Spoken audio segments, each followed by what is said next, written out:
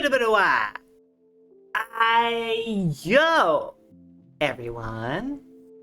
Welcome back to the records. My favorite loving star dancers. Hello. How are you doing, Immortal? How are you doing, Rizu? How are you doing, everybody who's not actively speaking at the moment? Hello. It's very nice to see you. I don't know why I'm doing that. Currently immensely enjoying RimWorld Odyssey DLC. Yeah, I saw that you and somebody else on my Steam Prince list was playing that, and I saw that the DLC was a thing. Real curious. Ah! Once again, a flag is stuck on my head. Everybody keep the flag there. Just supply me with more flags so there's always one sitting on. No! It's gone. Oh.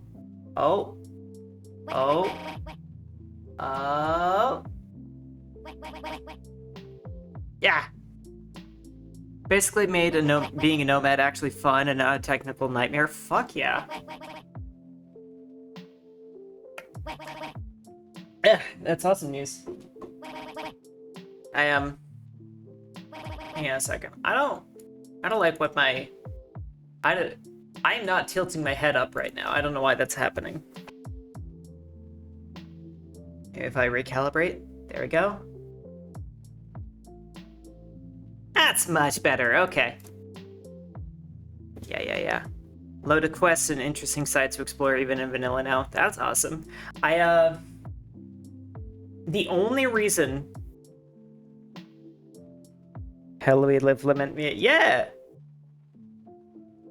That is what we were playing because I liked this little playlist that I found, and I like Millie. But yeah, the only reason I haven't played more RimWorld actually is just because I don't have the DLC. Back when I was actually playing RimWorld, I couldn't afford any of the DLC, and now it just feels like a pretty steep investment to get like all of or most of them. Why was I bunked? Who bunked me? Explain yourself. What is with the unwarranted bunking? That's fine though.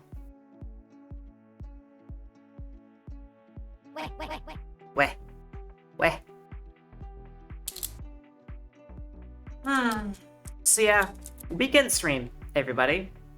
That's nice. My head is doing the tilt thing again. What the fuck? Weekend stream. We're gonna play Vivid Stasis. We're gonna do more story. It's gonna be really nice. We're also gonna do a fair amount of rhythm play because I'm actually enjoying the rhythm game side of this game again. So I've been doing that, and I could use a little practice anyway. So we're gonna do that. It'll be great. Oh my god. That was a lot. Those explosions are a lot more extreme when there's the flags involved. Oh shit, speaking of which, I know it's after Pride Month or whatever, but you better believe I'm still gonna add the rest of the Pride flags to the pool to have those as redeems. Oh my god. Flag on my head. Flag is still on my head. Oh. Flag despawned. No more flag. Flag gone. Oh, yeah, by the way, I can't say anything about it now. I can't tell you just yet, but I do have some pretty exciting news in the future about what's going on with my model. And, you might notice that it is looking a bit nicer lately, with all the improvements to my tracking parameters and stuff, but it's gonna be even better. And I'm excited. It's gonna be a while yet. There's still quite a couple things down the pipeline that I'm waiting on, but it's gonna be great.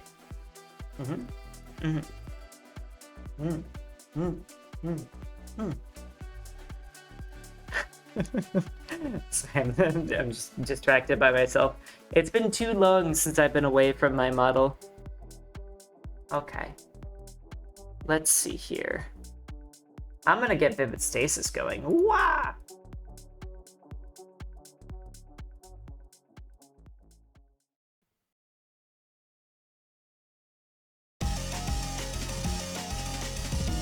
Alrighty.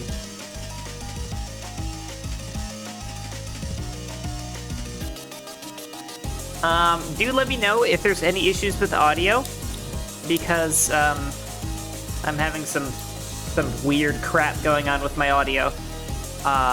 And that's actually the reason that I was delayed on starting, was because I had to, like, I had an audio issue that required me to restart my computer, and that was after I did all of my setup, so I was pretty salty. Anyway, hello, Saturday 2.0. Someone made a multiplayer chat and trade mod for RimWorld. And it just works. It just works.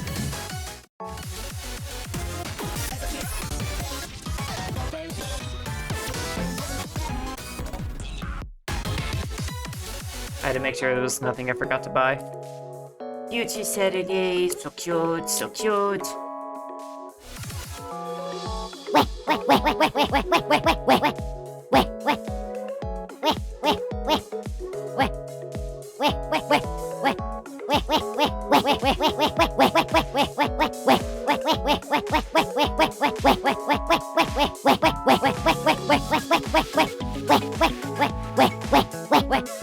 Anyway. And we gotta visit Peon. Still doing Satchapon because I'm broke. Weh.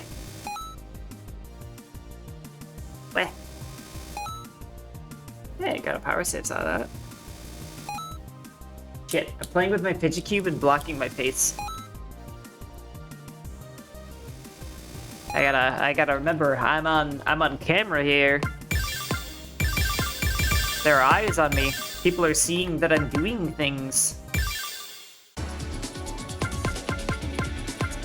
Alright. I'm gonna do a little musical warm-up, I think. What?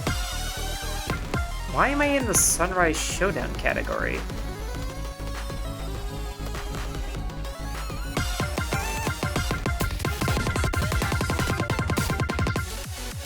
That was weird. Did I leave any dailies? I don't remember this song one bit, but I'm gonna do it. Whether I like it or not. God, I hope it's not a gimmick song.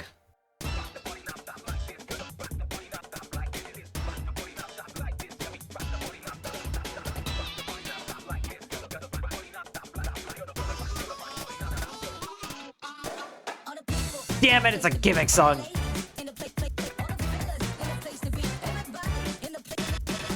I had a feeling. When I saw the UI had just like a different texture to it, I was like, this is totally a gimmick song.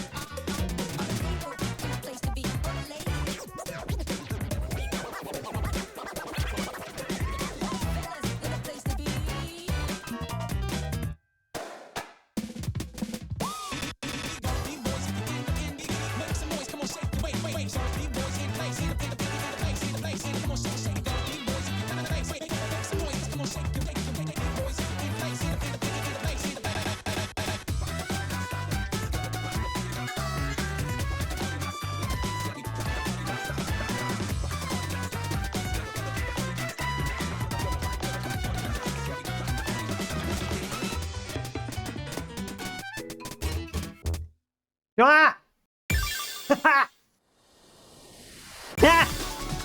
That's my first FC on a gimmick song, and also the highest rank FC I've done so far. Yay! Yeah, gimmick Stasis. I think gimmicks are interesting. They're, you know, they add to the, yeah, that's an FC! I did that.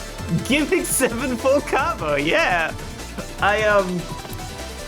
It was almost an AC if it wasn't for the 5 grades. Thank you.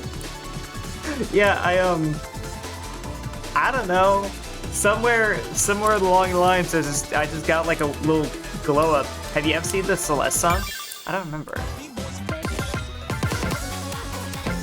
No, I have not seen it.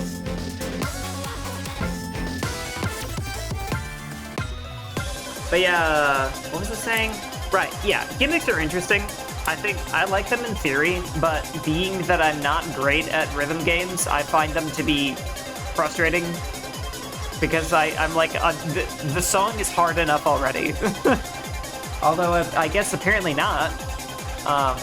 And yeah, of course, there's the really bright gimmicks that concern me. I could try to FC this. I think I might. I mean, it was easier than we just did, but like no promises.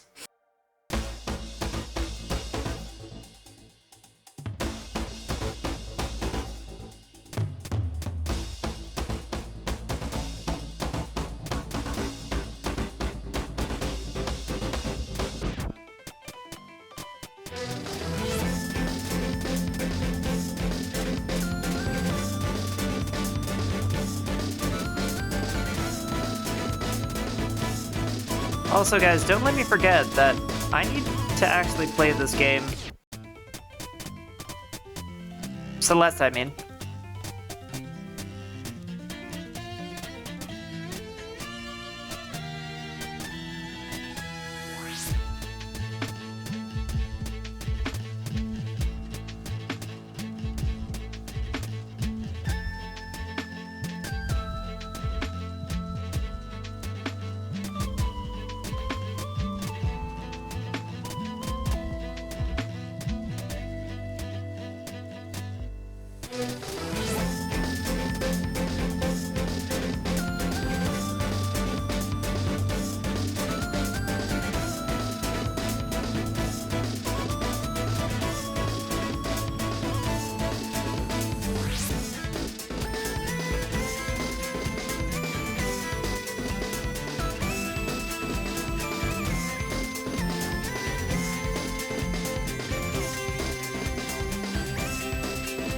Song is such a banger!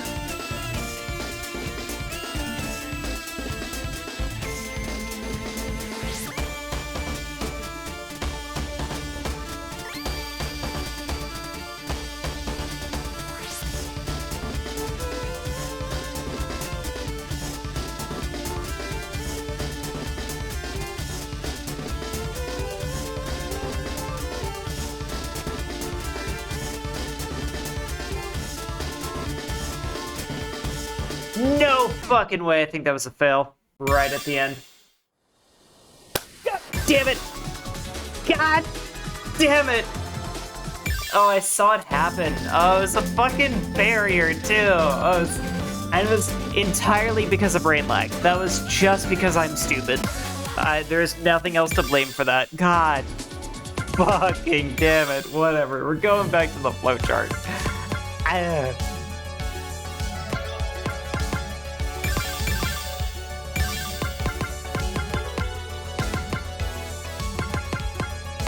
Alright. Well, it's story time, everybody. So make sure to get settled in, get cozy, get ready to listen. And yeah. Oh crap. Oh crap. No, now we're gonna... Crap, if we're spending time with the Nichibutsu sisters, that means we're gonna be aware of the fact that I don't have a voice for Katomi. Oh no. God damn it. Okay. The next morning, I found myself awake at the midpoint between 10 and 11. Allison was still asleep, so I tiptoed out of the room and took the elevator down to the dining area. You still don't? I can't like figure out what I want to do with her.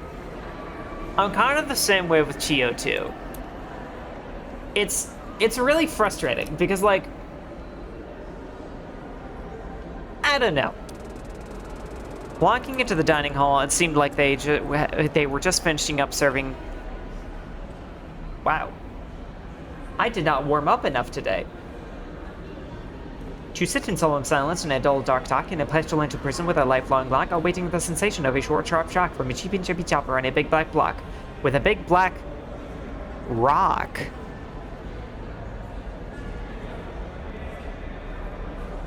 Walking into the dining hall, it seemed like they were just finishing up serving breakfast. Ooh, made it in the nick of time. Just like last night, I spotted the silhouette I recognized sitting at one of the tables. Well, two silhouettes, technically. Star, why are you shouting that? Oh, it's Eri and Katomi. I grabbed my breakfast before they finished closing up and walked over to where the Nichibotsus were sitting. Morning. Oh, hey, Sat. You're up earlier than you usually are. Well, I feel like if we're trying to save the world, I should at least try to keep a normal sleep schedule for now. That's not a very normal sleep schedule, not gonna lie. You're still kind of sleeping in, babes. Especially after getting yelled at about it yesterday. Fair enough. Take a seat, yeah? Sure. I put my tray down on the table and sat down on the bench next to Eri. Saving the world, huh? I wonder if that's really what we're doing. What do you mean? I mean, we're not saving this world at all, are we? We're dooming it to being shut down. I've been thinking about that. That's true. But it's not like this world is real. Nobody here other than us is a real person. Logically, that's true. But morally, I can't help but feel a sense of regret. No, I understand. I was talking about this with Chio last night. I mean, we all know what we need to do. We need to get out of here. The first and foremost thing. But it's also sad to be leaving behind a world designed to keep us happy. Yeah. Now that we've seen the world for what it is, we can't see it as real anymore. It was easier back when we were unaware because we didn't have the reason to observe the logical imperfections of the world as the technological drawbacks that they are. Yeah, and I kind of lament that. Especially when considering that Eri and I's role in your guys' lives was fabricated even more than anyone else's. I was confused. What do you mean? Well, we got some of our memories back. Oh shit. The big thing, I think, was realizing that the Layer 3 that you, Allison, and Chio lived in before entering here, and the Layer 3 that Katomi and I existed in before entering here, aren't the same. Wait, what? Does that mean Eri and Katomi are from completely different worlds than everybody else? And they actually didn't know each other outside of the simulation? Hang on, they're probably gonna explain. Huh? I don't quite follow. I'm surprised. You've talked about it a fair amount of times before. The many worlds interpretation. So wait, you guys aren't from the same world as the rest of us? Yeah. The exact details of why, or how we ended up here, we can't quite make out. But we can say that much for certain. Wow. That's kind of surreal to think about. That you and I never knew each other before entering the Duskbreaker. Don't get me wrong, Eri and I don't plan to just ditch you guys the first chances we get. First off, I don't think we even can do that. That shutdown sequence thingy is probably gonna pop us out into your original world. Wait, but how would that make sense? You two don't have bodies to return to our world. That's another thing. We've come to realize that we aren't like you guys in that sense. Your minds were brought to this world and the bodies simulated as a result of that, and the bodies you inhabit will disappear when you go back into your real ones. At least, I assume. But we aren't like that. See, these are our original bodies. Huh? What? How? Saturday, if we knew that, we would have told you. We're still piecing things together. Are you even sure that you'll be able to get out of here when we shut down the world? I don't want you two getting trapped in here. I guess this is as good a time as any then. What do you mean? To ask you a favor. I was confused. And that would be? For you to use the power of the fourth dimension to send our bodies up a layer. To use the fourth dimension? I didn't know if it was possible, but if anyone could do it, it would have to be you. I don't know if I can promise that. My connection to the fourth dimension has been right only ever since the graveyard incident. I can speak to the fourth dimension through the narration of the TVO client, but it takes time to be sent up, and so I can't hold a consistent conversation with or any use of the power. That's okay. Just, if you do gain the ability to access the fourth dimension again... I mean, I can. If I can, then of course I will. Nobody's getting left behind if I can help it. Thanks, Saturday. That's all we can really ask for. I took a hearty bite of my breakfast that was already starting to get a little cold. That happened to me earlier. I made myself a frozen pizza, which I think I slightly undercooked. And then by the time I got to it, it was cold. Because I'm a dumbass. So, do you know what you're going to do when you get out of here? Find our sister. Or a way to contact our sister. Huh? Your sister? There's another one of you? Yeah, Kanshin Jibotsu. Our memories of her were struck from the record when we entered the simulated world, but in getting them back, we were able to remember her. Huh. I had no idea. Kanchi, huh? I don't know why, but I feel like everything is connected to her. If we find Kanchi, we find out the truth of what caused us to end up here. That's wild. I wonder what she's like. We do too. I mean, I'll help you look into it, obviously. You sure? You deserve to take a break after you get out of here Saturday. Please, don't immediately jump into something else. Oh, it's no problem. I promise. I want to help. It's appreciated. I finished off what was on my breakfast tray and sat back. In more current matters. Are you guys joining us tonight? Your excursion to Cape Soya? I thought you wanted to just be you, Chio, and Tsuki. No, not that. I'm dragging Tsuki out to the arcade. Oh, God. Hey, it's gonna be a blast. None of that. Regardless, Alice and I were already planning to go to a night market. Why don't you guys just go afterwards? We can group up at the arcade. Once we're done, we can all go to the market. Ooh, I like that idea. Fine by me, but don't expect me to be a huge arcade junkie. Oh, she's totally gonna be a huge arcade junkie. She's gonna find a game, and she's gonna absolutely obsess over it, and they're gonna have to drag her away kicking and screaming from it. Bet. Don't give me that look. Around 8-ish, I think? Tsuki, Chio, and I need to leave an hour before midnight. That would be enough time to allow us to do both the arcade and the night market, yeah? The night market closes at 11 p.m. Slasher not being an arcade junkie. Slasher? No, it's okay, Saba, I got you. Slasher? Is Area a slasher? Wait, what? So that works out pretty well. Sounds like a plan. Alright, I'm gonna head back up to my room and see if Allie is up yet. I'll let her know about the plan, yeah? Sounds good. We were just about to head out for a walk anyway. She was playing Slash Brothers 2 in the champion. Oh! I forgot about that. Ooh, have fun. Okay, see you guys later tonight. I walked over to where the dirty breakfast trays were slotted and slid mine into the holder, then walked over to the elevator and rode it back up into the room. Kanchi Nichibotsu, huh? Ooh, how mystery. Stardust. Wait a minute, Stardust? Stardust? Stardust? That's a name I've heard before.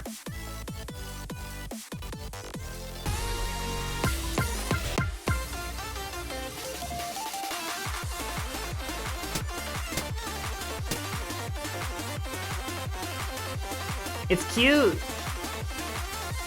Also, I'm gonna preemptively take painkillers because I can feel my back getting tense. And I don't want to end stream because of chronic pain.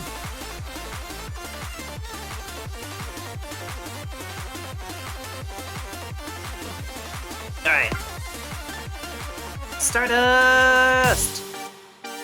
Stardust! I am going to take frequent rhythm play breaks.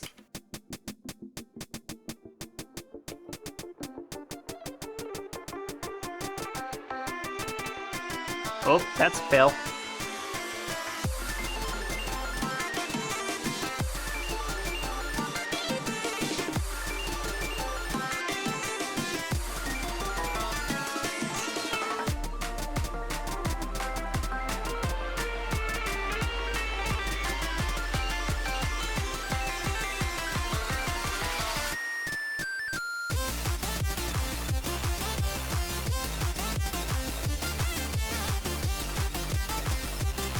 I think that was another fail.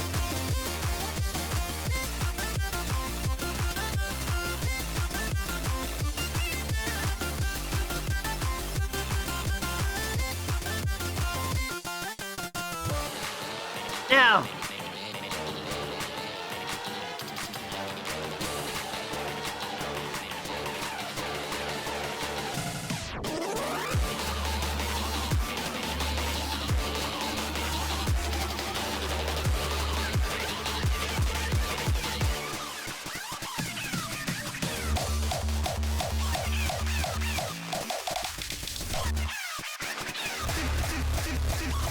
Okay, I'm kind of not sure about this song anymore.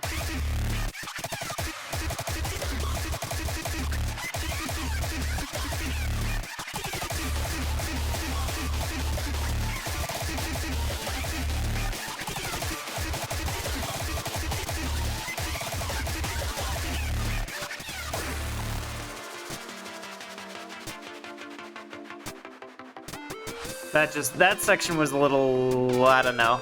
But it just feels out of place, I guess. But the rest of the song, oh, it's so pretty.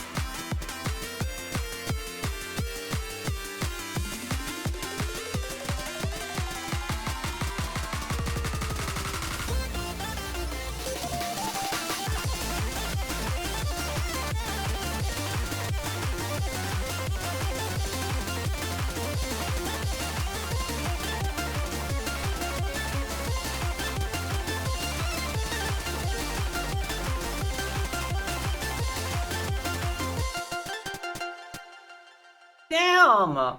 What?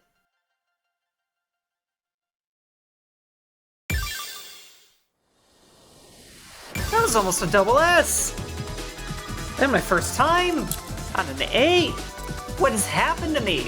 I'm gaming! Yeah, I don't know. Something changed when I was trying to farm Final Landing. And like I broke my limiter. Magnolia's dubstep section always annoys me the same way. Yeah, like, I don't know. That song, this song had a vibe that was going on. It had like something really pretty, something really cute and upbeat, and then it just kind of has this middle section where it's like, what the fuck is this for? Why is this here? I always hate when music does that, when like they don't commit to the singular vibe that they're creating, and they just like do a bunch of other weird stuff. Oh hey!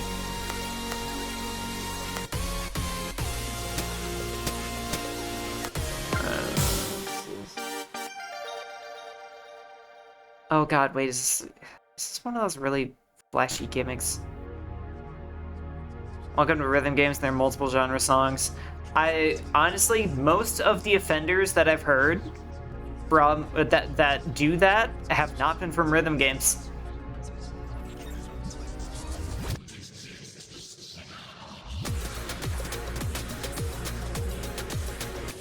Oh shit, landmines.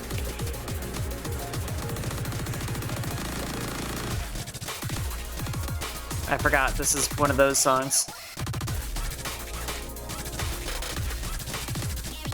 Crazy.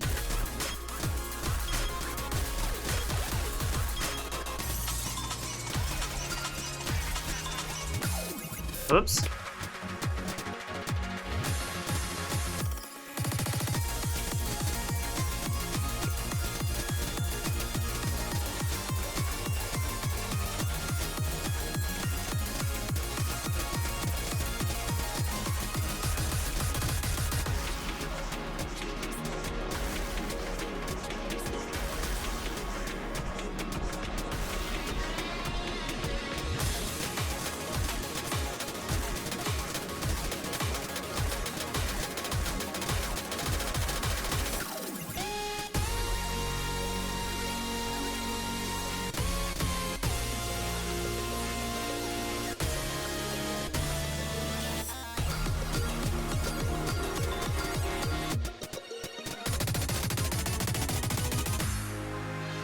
Are we dreaming?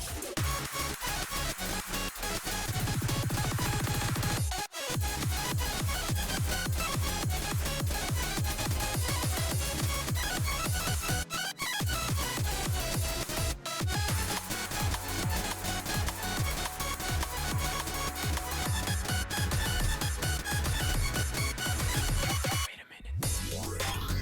Oh, I think I missed that one.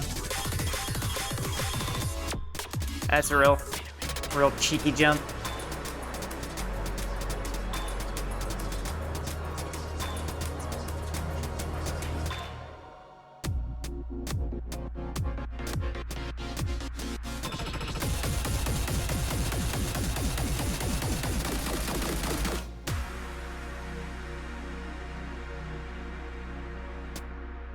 Yeah. You almost got me. What's interesting? Oh, the fact that I've seen the weird genre confusion in like music that isn't from Rhythm Games. Unless, I mean, unless some of these songs actually are in Rhythm Games that I don't know about. But I'm thinking of like Uranger and like Mega Neko. Mega Neko is really big about that, but I mean, Mega Neko is also like still a dubstep artist, so like you kind of expect it. But I don't know. There's like some Mega Neko songs where I'm like, I love this so much for about 30 seconds, and then the rest is just forgettable.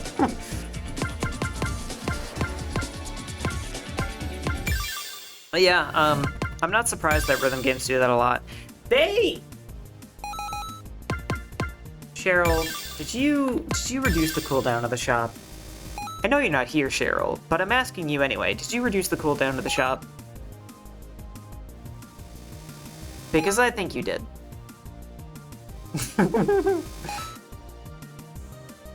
How funny would it be if Cheryl was actually here?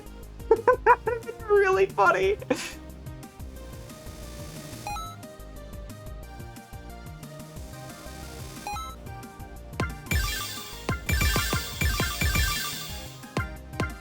She actually, after a stream last week, she actually asked me how it went. It was really nice of her. I got to glaze the update a bit, because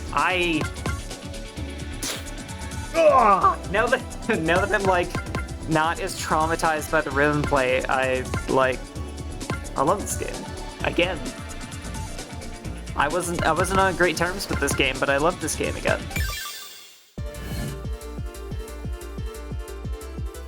Okay. No. We'll do more story. And then Thank you. We're off their asses off on it. Good. Hi, Jono. Very nice to see you. Yeah, you guys, your hard work paid off. It really did. I love everything that you guys have changed. It's all been really nice to experience. And you just made an already good thing even better. On the subject of Tim's looking at chat. Yep. You got me. You caught me. All right. More story. Everybody settle in. Get cozy. Later that night, the 5 of us had arrived at the arcade. Chia would stay behind at the hotel to prepare for our journey to Cape Soya later that night. Suki, are you ready to have your world rocked? No. Don't you think you're hyping her up a little bit Saturday? Oh, Ari's gonna be the one who likes the arcade the most. I'm calling it right this second. No. Oh, God. The arcade card... I'm talking too fast, guys. I'm talking way too fast. I'm so energetic. It's been so long since I've streamed. I've been so pent up.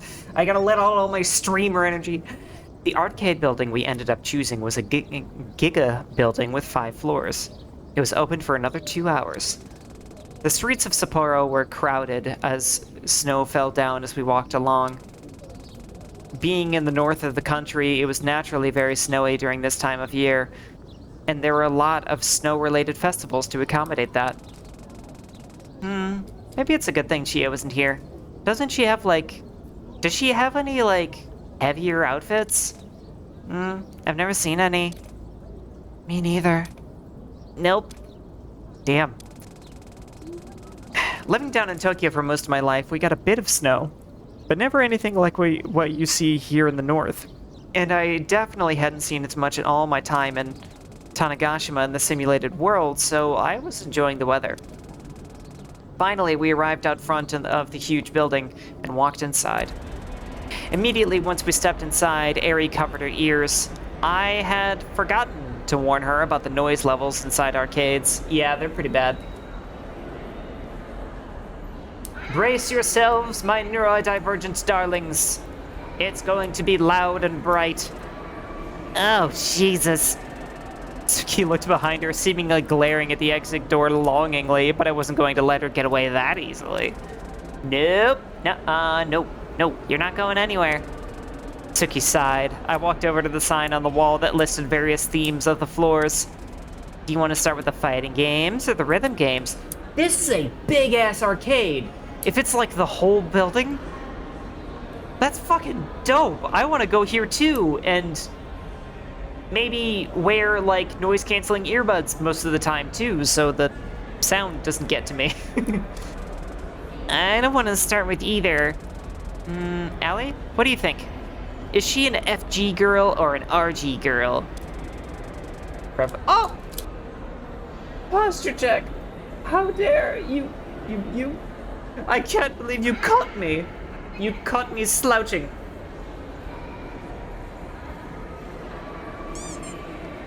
If I recall, there are several arcades in Hashish that are like that. That's cool. Or, do you mean to say, what the fuck is hashish? I'm not gonna explain that one because it's TOS, but hash is green. Tag yourself here. Are you an RG girl or are you in the wrong place? It's true. Yeah, I guess Immortal can say it. I'm not gonna say it. I'm gonna pretend I didn't read that and not read it aloud. It's an arcade, bowling alley, bar, axe throwing place. Aw, dude. I want to go axe throwing sometime. I want to go to an axe throwing bar after I've had a little bit of mead at said bar. And just be an idiot for a little while, you know? Sometimes being smart is exhausting, and you just gotta act like an idiot for a while.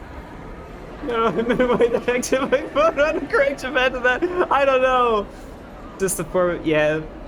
Yeah, it's like a concentrated, I think, form of that stuff. I don't know if I'm allowed to talk about it on Twitch, so I'm just gonna better safe than stupid.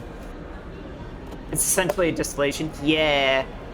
Isn't it like after it's already burnt and then you take what's? Yeah. Okay. Yep. Okay. Okay. We've embarrassed Jono enough. Definitely fighting games. I think she has that scythe and everything. I can't believe my hollow weapon of choice is being used against me like this. Sorry, Kenshi Brain. Fighting games it is. They're on the 3rd floor. Let's get a move on. Please don't tell me there's like a fighting game minigame in this. Because if that's the case, then this game would be touching on, I think, every single one of my greatest weaknesses when it comes to playing games. It's been math puzzles, rhythm games, fighting games, I don't know, ARG shit, ciphers, I don't remember. It's mainly the puzzling and the rhythm games. Fighting games it is. They're on the 3rd floor. Let's get a move on. I skipped up the stairs excitedly, Katomi and Ali following closely behind, and Ari and Tsuki slumped down at the back, exasperated.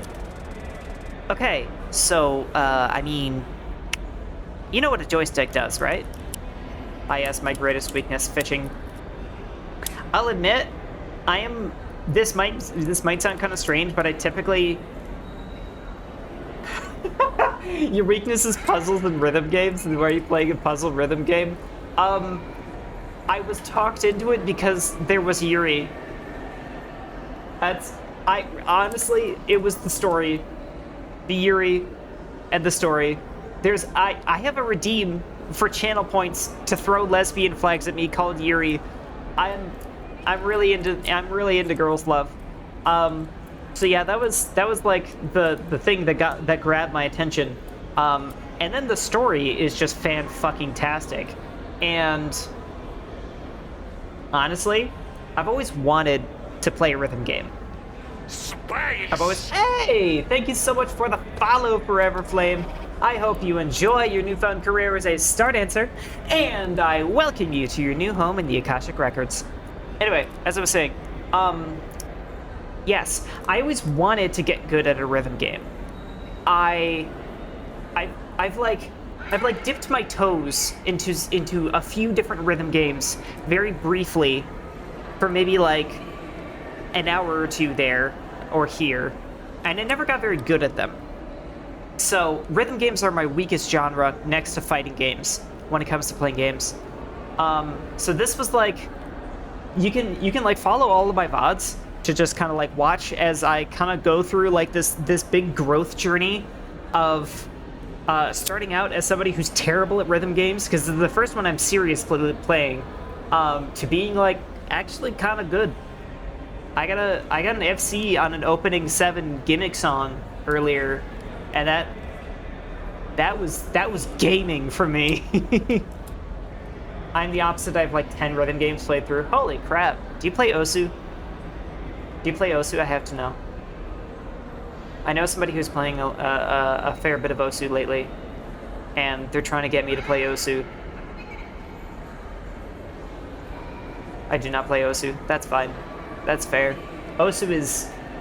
I feel like Osu is kind of intimidating, because even though it has like a regular four lane tap mode instead of like the weird visual stuff that it has, it still looks just so brutal. Like a really difficult experience. Do not give in to them. I might not. I have considered picking up another rhythm game sometime though, once I've like really gotten a lot of time here with Vivid Stasis. Maybe once the story is done and I'm no longer streaming it. Well, honestly, I might do some rhythm game streams anyway. Instead of trying to get you, I was trying to get you to play North Starlight. Actually, that is like, because I know that's also Peak, and I know that's like, all the Vivid Stasis people I know have been kind of like nudging me in that direction. So I like, maybe I'll stream it, maybe I'll just play it. I don't know, but it's somehow like 3 times more Yuri than VS. Sold. But wait, it's also a mobile game? Is it like only a mobile game? Or can it be played on PC. Because that would... Is the game that got me into bullet hells? It's a bullet hell? Oh, I love bullet hell. I've had like a slightly more than passing interest in bullet hell ever since Undertale. Yeah, it's very much meant for mobile. It's not playable on PC. Oh, that's fine. I guess I'll play it on my own time then. Because, I don't want to figure out how to stream on mobile. I think it's possible, but I don't want to. It's a mobile game only. There's another noise game on PC, but it's quite different. Dang. Well, yeah. That one would be just for me then. That's cool. That's fine. Although I have a lot of reading I have to catch up on. I just speaking of Yuri, they're both rhythm game bullet hell hybrids, but the similarities kind of end there. Oh, okay. Can you screencast your phone? I might. I mean, I can. I don't know if I can do it to my PC though. I've never tried it. Because I'd have to like put it somehow on my PC so that I could capture it with OBS. That'd be weird. I mean, if you guys like, I have an app that lets you do that. Interesting. Do you have Microsoft Store? I believe I do. I have a Windows PC, so I probably have the Microsoft Store whether I like it or not. Unless you mean for mobile. In which case, no. Because I have a cut air screen mirroring receiver. Interesting. Interesting. I'm gonna try and make a note of that. Real quick, you know what? If we want to continue this conversation, I've got my Discord. There you go. You can join that if you like. And then you can drop a link, or you can send it to me or something, or actually just like drop the name somewhere. My bad. And then I can like look it up later. And also, if you join my Discord, it's the best way to keep up to date with when my streams happen, and we chat about stuff, and people are talking about making OCs, and like that's crazy. But I don't know if you're an OC type person, so it's whatever. You are welcome anyway. Okay, I'm gonna focus on games. We're gonna have it happen again where one episode takes 45 minutes because I'm yapping. You have one OC. I have. Hey, somebody who plays TTRPGs with me. Can anybody shout out to Parts Theory? You are touching something. You are poking at something that should not be poked at this moment. Anyway, yeah, I've run TTRPGs for quite a long time. I consider like TTRPG characters and OCs to kind of be the same thing, because a TTRPG is just a way to give your... It's like, it gives you guidelines to create an OC, and then it gives you a playground to play that OC in. I don't see why an OC and a TTRPG character should be considered different things. Because I merge them constantly, myself. I come up with an OC that I really like, I find a way to turn them into a TTRPG character, and then I play them. One OC has an,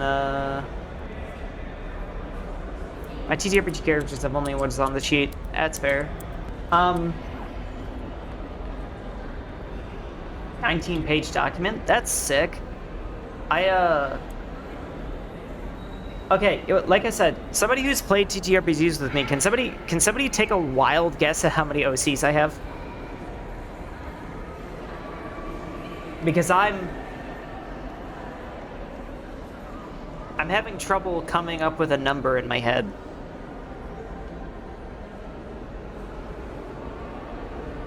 And I'm definitely not going to just sit here and write all of them down by name, the ones that I can remember, because it would be somewhere in the 40s, up thereabouts. It's a lot. I make a lot of characters. Yes.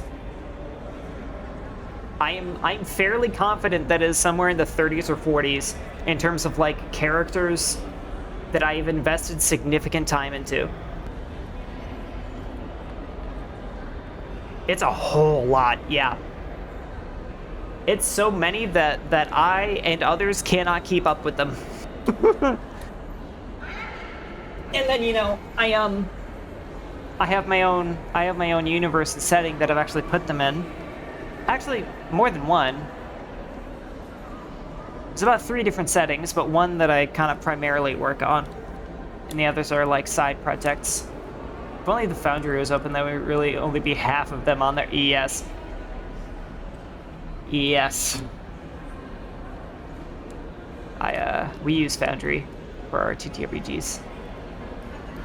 And that's one of the places that I keep just like a running tally of all my characters. At least the ones that are pertinent to the game, but I have a world anvil for the ones that are not related to any active game or something.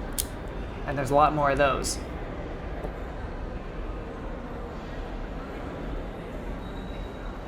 Anyway, remember what I said about yapping for 45 minutes?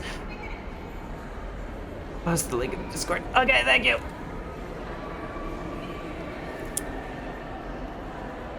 Look at that.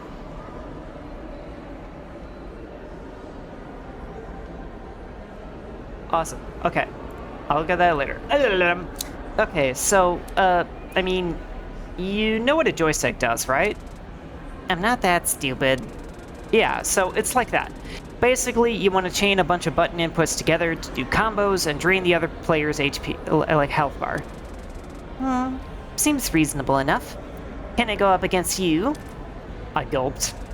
Are you sure? I'm pretty good. I don't want you to have a bad first experience, so like 5 minutes later. Uh-oh. What the fuck? Did I do it right? Oh my god. I looked back at the screen. It showed the round score in the best 5 format we picked. The scoreboard read 3-0 for Tsuki's player. I think I've uncovered a newfound fear of my own capabilities in fighting games. Tsuki took the fighting game experience in the divorce. Oh my god, you're so right. She's the alter with all the fighting game skills. I guess you better hope it gets transferred to you in the merge then. Huh? Tsuki looked confused. What? What did I say? Oh, nothing. It's just... I don't think you've acted smug like that before. It caught me off guard for a bit, in a good way. I see. Allison moved closer to me and whispered in my ear. Did you know this would happen? No. I didn't know she would regain some humanity by playing fighting games. Oh my god. Okay. Again, you were going easy on me. Give me everything you've got. Okay. I wasn't even going easy on you. We played again. This time, everything had changed. I actually only lost 3-1 this time. Jesus Christ. Damn. Wait, this is kind of fun. I'm glad you're having fun. After a few more matches, I felt Ari tap on my shoulder. Hey, what's up? Do you need to go outside? Sorry, I forgot to warn you about the noise and put me in. What? Put me against her. Huh? Sure, come on up. The scene that followed could be described akin to a complete reversal of everything Tsuki had gained in the past month. It was almost painful to watch. I mean, we did establish that she plays a lot of Slash, so she has experience with some types of fighting games. No, you bastard! She was getting thoroughly and utterly demolished in every aspect. Ari's transformation was borderline horrifying. I had never seen someone's hands move and press buttons as fast as she did, and I've played a lot of rhythm games. Eri, Nichibotsu! At one point, Suki actually tried to summon her scythe, which of course did not work. Despite it all, though, it was kind of endearing in a way. Suki has regained humanity. Unfortunately, that humanity is that of a League of Legends player. Oh! Let's freaking go. Hi, Floofy Moofy. Hello. Thank you so much for the 12 months. I appreciate yous. I hope work is going okay. Seeing her fall to her base human instincts like this really did prove that she was more human than she used to be. Okay, that's enough, you two. We've got the whole rhythm game floor to get through, too. Suki glared at Eri, who seemed unusually smug. It didn't, but I don't want to talk about it. That's totally fair. I'm sorry it's been so shitty, but I'm assuming you're home and get to relax and everything will be fine.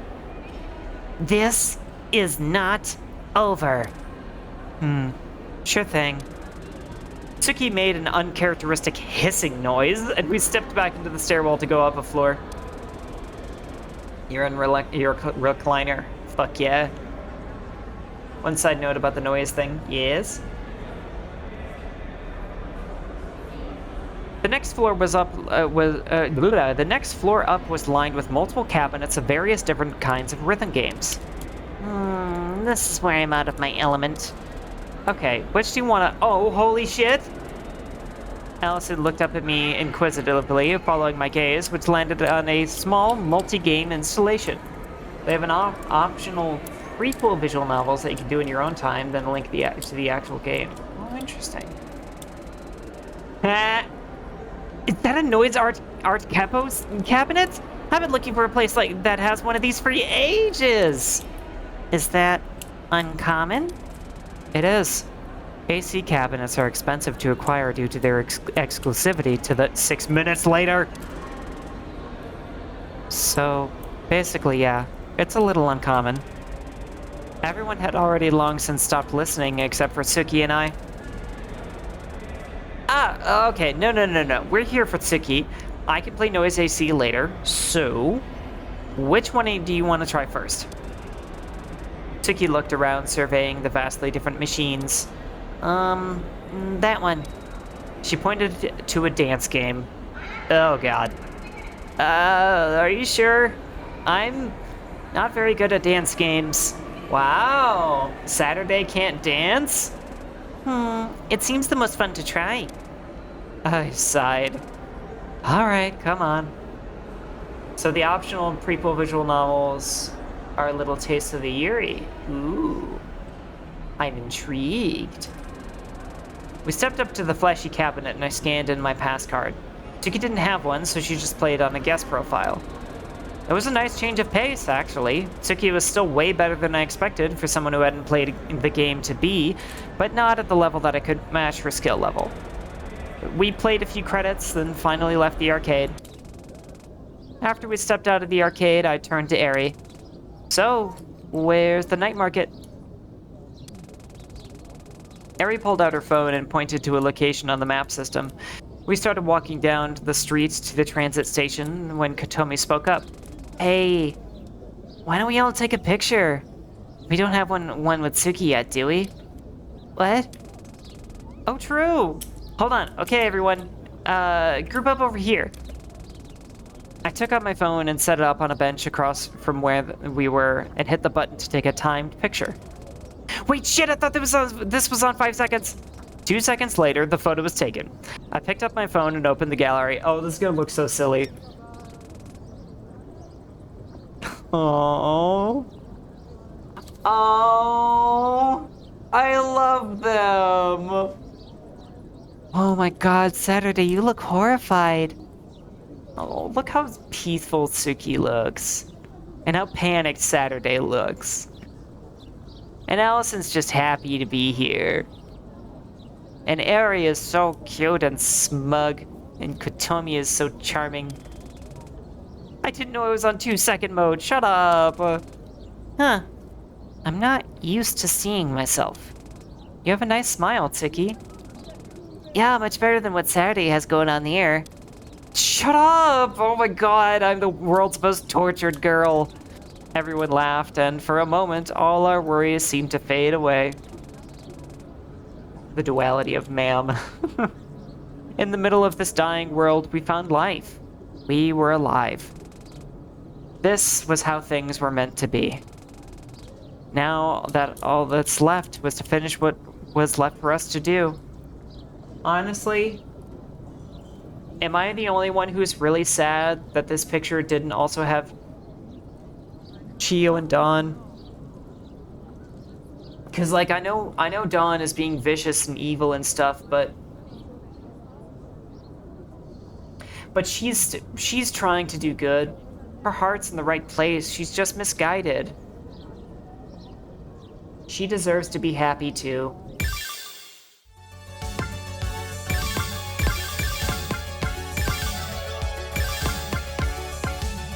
Alright. Small music break. I originally thought that was Dawn on the left and went, wait, what? Dawn is lovely. I really like her, and I really like the voice that I chose for her. I really love when I get to do my low and husky voice in any type of variety.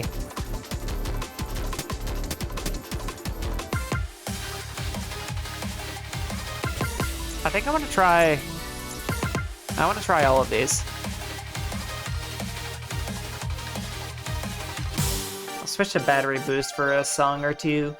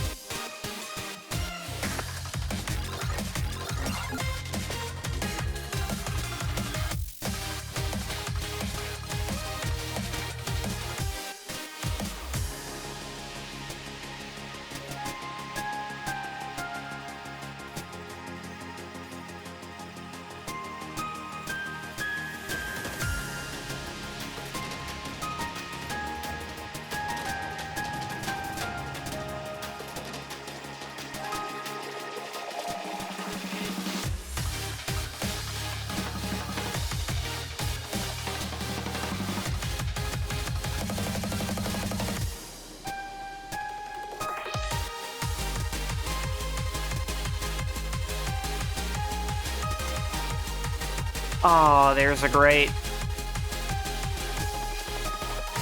Fuck.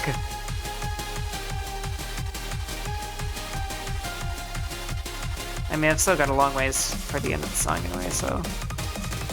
Lots of chances for me to fuck up.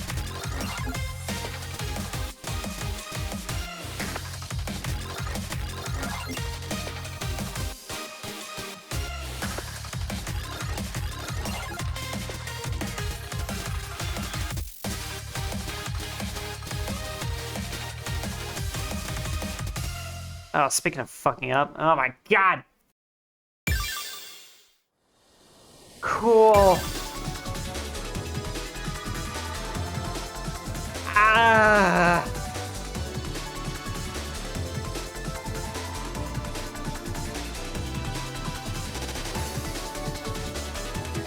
Pain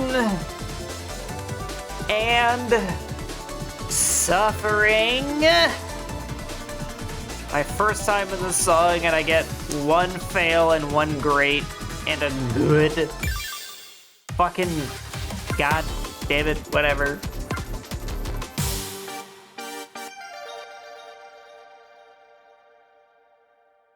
I did get an FC on a first time play of something earlier though. This sounds familiar.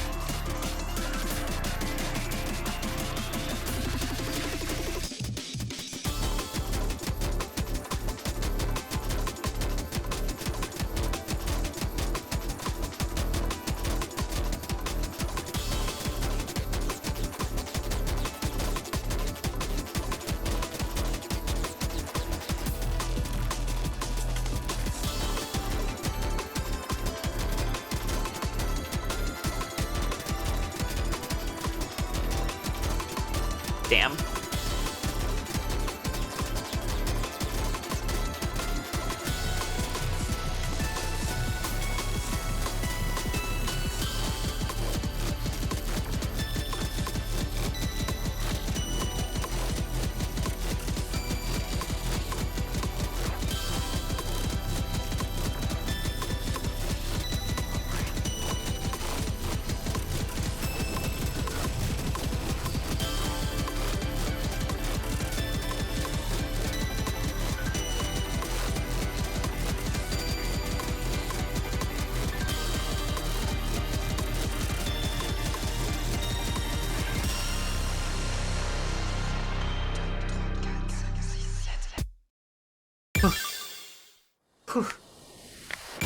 I think I understand why people's hands hurt from playing enough of these. Because I think, like, I feel like something changed about my finger movements. Something changed. Something changed.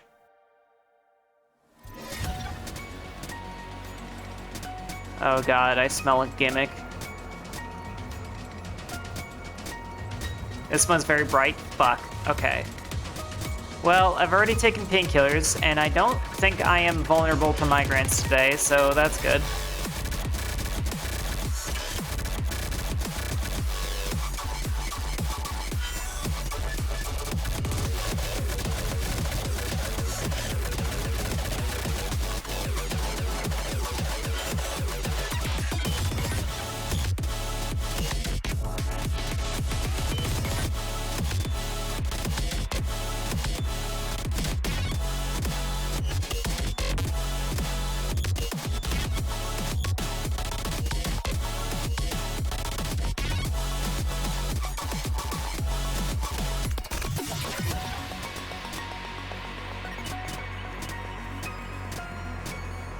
Not bad so far.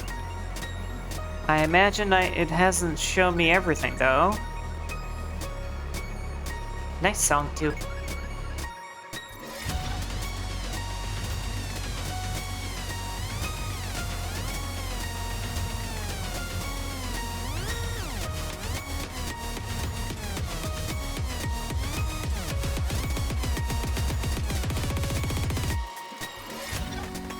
Not fun.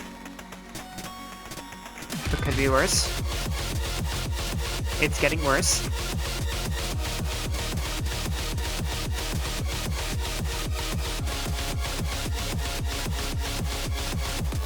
Ah, it's so distracting.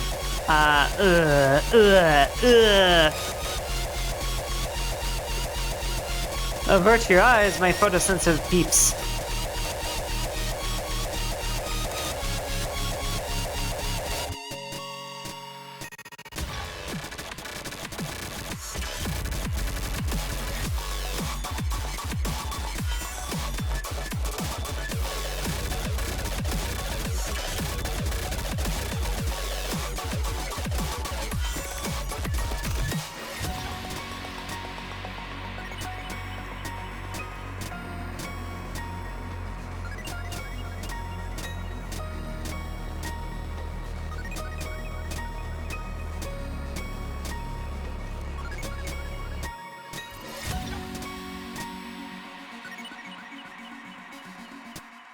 Oof.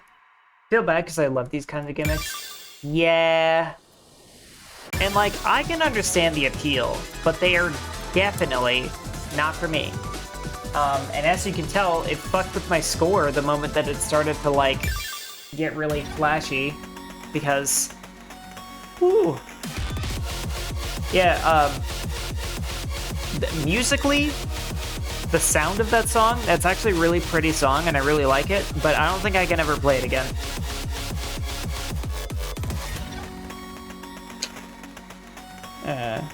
Go ahead and take more preemptive painkillers.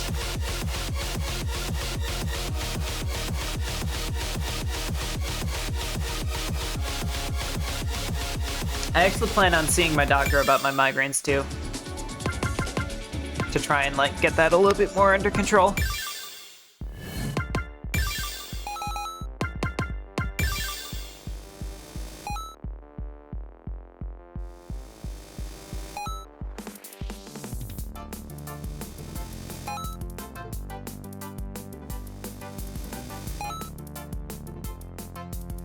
Maybe we should try fighting something. We're not level 70 yet, but honestly, we've been getting so much other stuff. Like all these pills.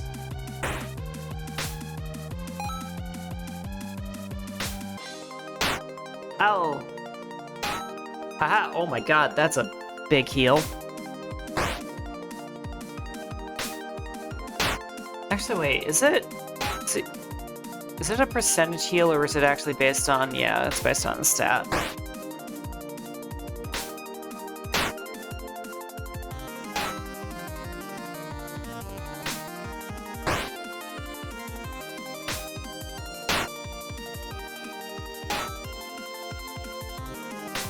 Schwank.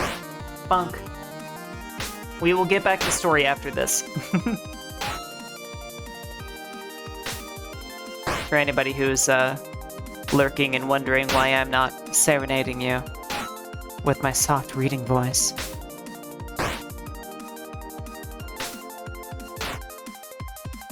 Ooh, you missed, you bitch.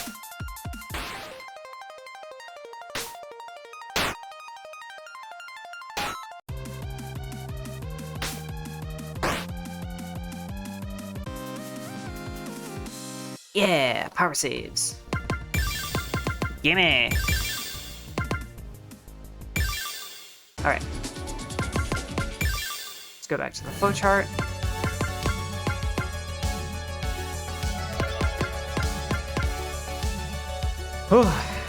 Alright, episode 32. Where Saturday, Tsuki and Chio attempt to hack into the Duskbreaker. As we drove under the night sky, I felt something rest on my shoulder. Ah, Tsuki's asleep. I don't know if she or Dawn needed to sleep before their time on Layer 0, but regardless, she was evidently tired. She definitely needed that rest for what was coming. How are you feeling, Saturday? About as ready as I can be. I don't think there's any universe where this isn't scary. I believe this is the episode where I was wondering how it would work technically.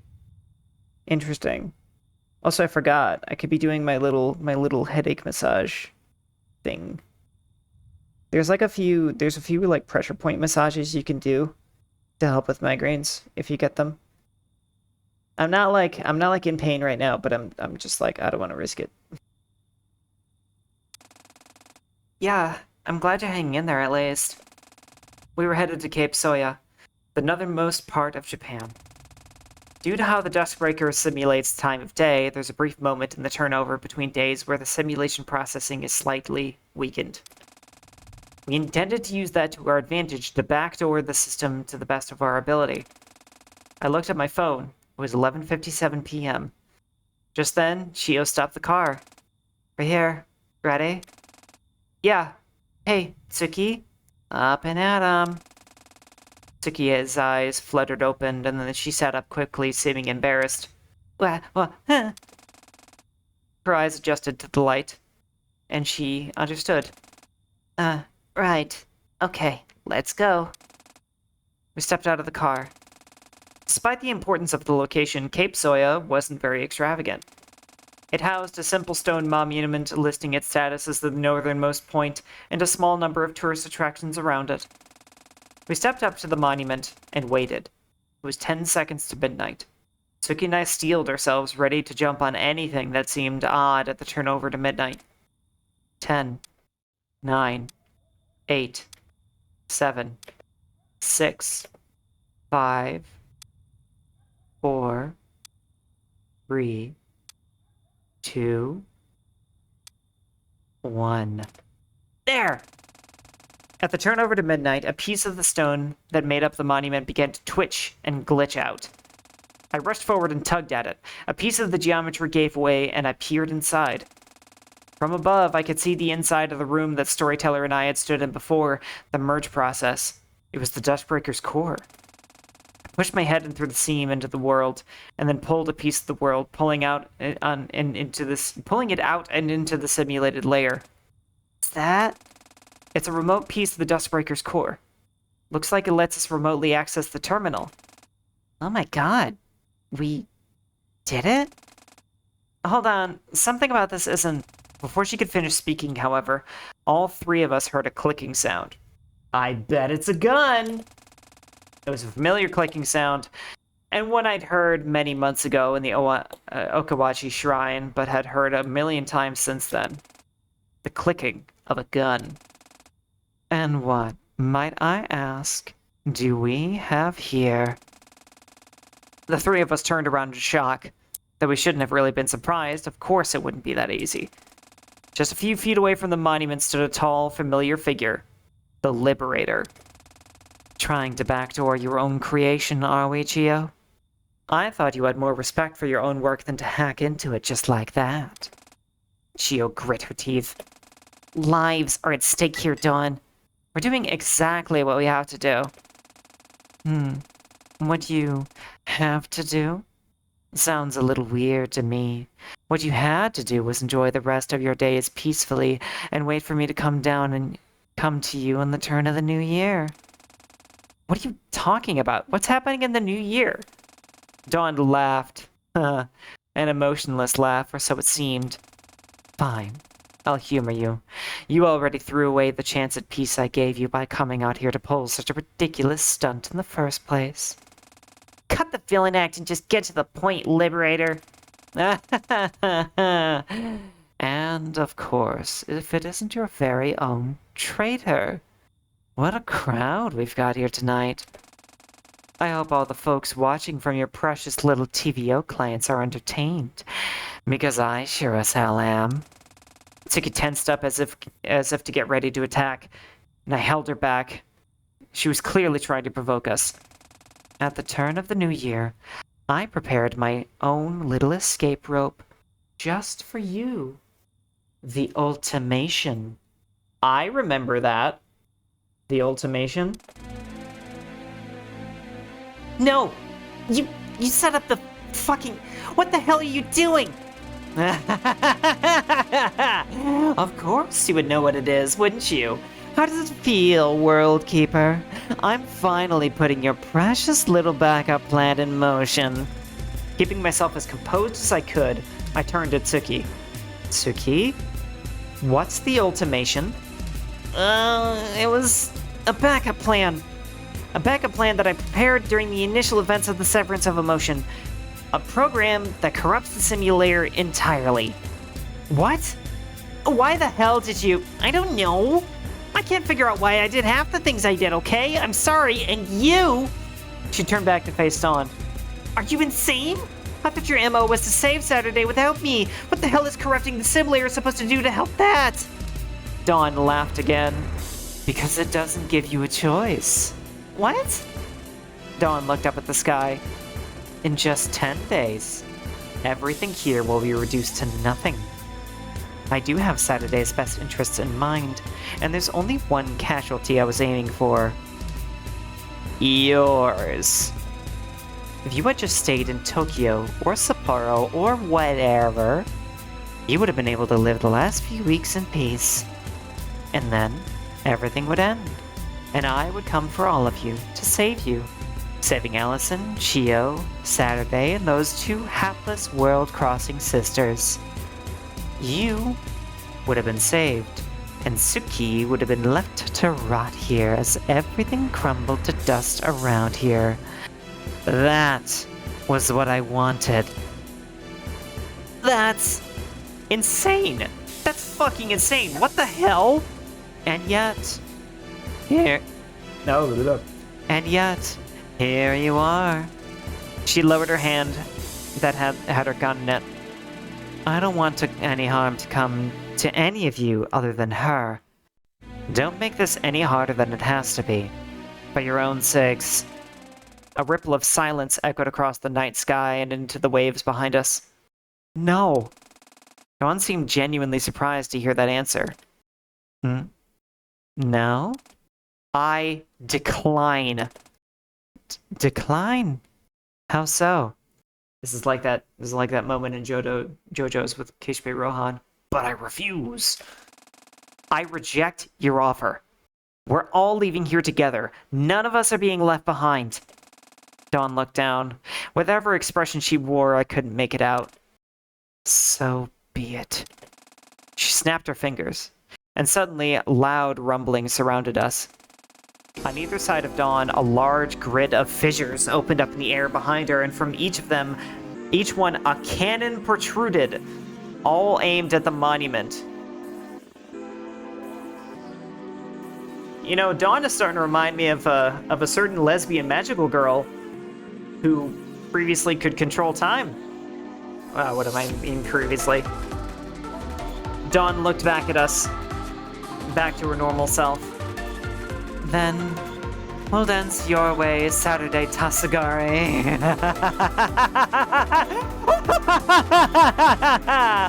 With a maniacal laugh, she rose into the sky, hovering above us, surrounded by cannons on both sides. There had to have been over 100 of them by now. And what do you plan to do against this? It's looking pretty grim for your chances right now, I must say. I won't be shot. Say it again. I couldn't quite hear you from up here. You won't shoot me. Hilarious. And what makes you so sure of that? I'm just dying to know. Your ultimation. It's charging up, isn't it? There's no avoiding it. Sure. What's your point, girl? I couldn't stop myself from getting a little smug. If it's charging on layer 1, and you're aligned with layer 1, you can't reset the cycle. It would require you to restart the charging process. And as a result, you can't hurt me. You'd be stuck down here as the world corrupts. Therefore, you won't shoot me. Or more specifically, you can't shoot me. Oh, damn, I guess you've got me. Not. Do you really think that's all that this is about, Saturday? Maybe you're still just as dense as you are at the start of every cycle. I clenched my fist. Then go on. What are you planning to do? Lay it all out on the table and we'll give you a fair fight. You're right that I can't harm you. Or Chio. Even if I could, I wouldn't. But she is a different story now, isn't she? I realized what Dawn was getting at and my composure broke in an instant. Or so it seemed. No, you bastard, you wouldn't! Oh, but I would. And in fact, I think I will. What a shame. Okay, so that's what she's after. I'm gonna need your help here then. Dawn raised her pistol and aimed it square at Suki. Okay, listen, I'm gonna need you to follow some very specific instructions here, alright? I'll do my best. I said it once before, and I have no qualms with saying it again. Good night, Saturday Tasagare. Dawn fired her gun and the bullet erupted from it. There was no way Tsuki was going to be able to move in time. Tsuki, no! Okay, please, restart the TVO client now! Did I do it? I sure hope I did it.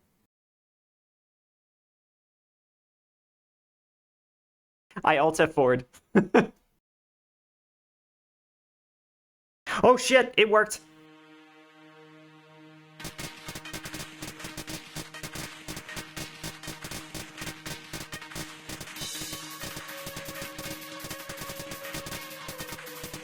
Oh god. What the fuck is this song?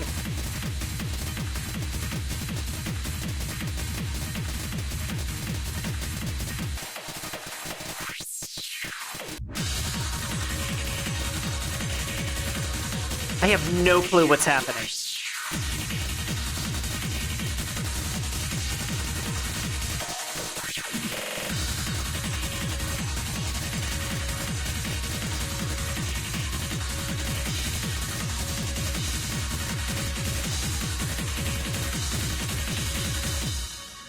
Is this song achievable by human hands? Do you understand now? This world was never ours to intervene, and yet here we stand. You and I have torn this world asunder and put it back together countless times by now. We have broken the rules of the world. The entire world axis just by being here. Though, the you that she and I refer to are not the same. Truly realize this too. Oh god, that's gimmick. Oh, it's gimmick heavy. What the fuck? Ah!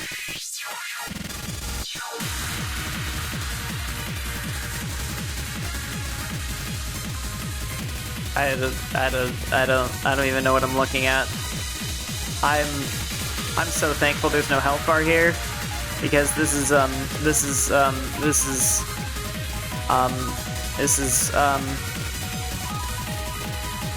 hitting something. I am pressing buttons and something is happening when I press them.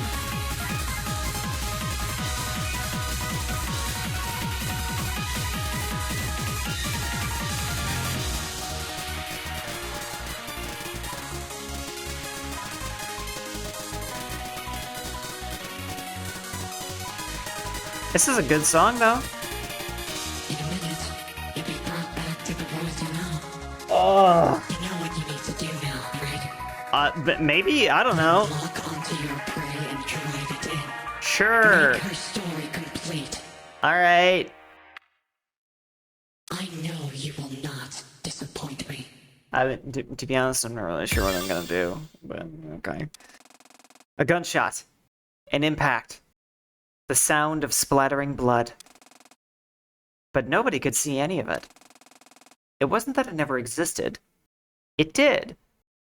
But now it didn't. I opened my eyes, and the first thing I saw was shock. What? Huh? I'm not... What? Dawn hit the ground with a shockwave. What did you do? I could see her frantically double-checking that the cycle count hadn't changed, which it hadn't. Saturday, I swear to fucking God, if you don't tell me right now, you're not as smart as you think you are. You know that? Dawn stepped back, shocked. What are you talking about? If you hadn't noticed what I've been up to the whole time, I mean. Cut the small talk, girl. Tell me now. She pointed her pistol at me. Seems like any reservations she had about putting me in harm's way had vanished. Back when we fought at the graveyard and I became one with the storyteller. What the fuck is the storyteller? What the hell are you even going on about? It was a little cathartic, I admit, being the one on the other end of the situation. I had the answers and she wanted them. She didn't understand at all. Tell me, Dawn, what layer am I synchronized with? You're layer 0. You have to be layer 0. There's no conceivable universe where you aren't layer 0. Correct. I am synchronized with layer 0. Then why? And there's your problem. You're thinking in too few dimensions. Imagine it this way. If you have a visualization of meta layers in 2 dimensions, it seems impossible for someone to go between layer 0 and layer 4 without crossing through layer 1, 2, and 3. And naturally, those who reside on layer 1 would know of it. But what if you expand your dimensions? The world axis is a beautiful thing, and nobody has truly understood it yet. From the infinity of layers that stretch upward and downward, defining the spectrum of fiction, there are worlds that stretch horizontally in X and Z axis. When I merged with Storyteller, I did one key thing of importance on my return to Layer 0. I took a little detour through the Layer 1 of the world next to this on the X-axis, and set up a link just now through the brief access I had to the Dustbreaker's core. A link that allows me to communicate, albeit in a very primitive way, with Layer 4. And that allowed me to remotely store data in the TVO client and re-access it. You weren't saying... You couldn't have... You saved and uploaded the entire state of the World Keeper? I smiled. Dawn staggered back in shock. She was quickly realizing there was little she could do to counteract this. Shit! You're fucking mental! I stepped forward. The game is over, Dawn. You've lost. Hey, Bear. But it seems like my one-up on her wouldn't last very long. She quickly got up and brushed off the dirt that had gotten on her dress in the fall. Think that's going to be enough to take me down, then you haven't been paying attention.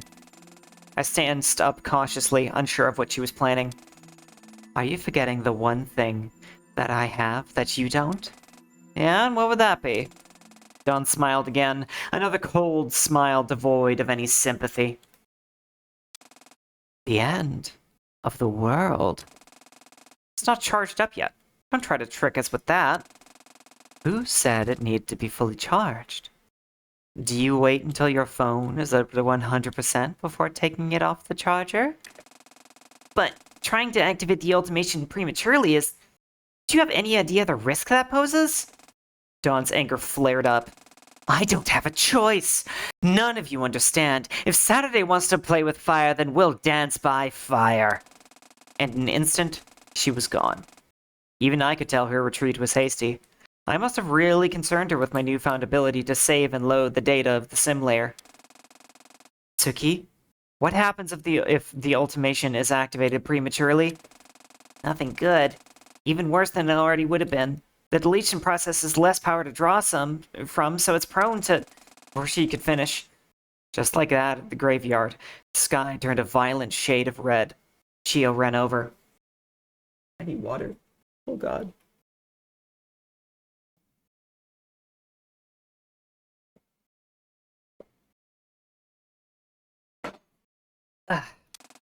Watch out! Immediately above us, a large meteor materialized in the air, glitching and twitching like a dying animal from the various polygons that it was made up of.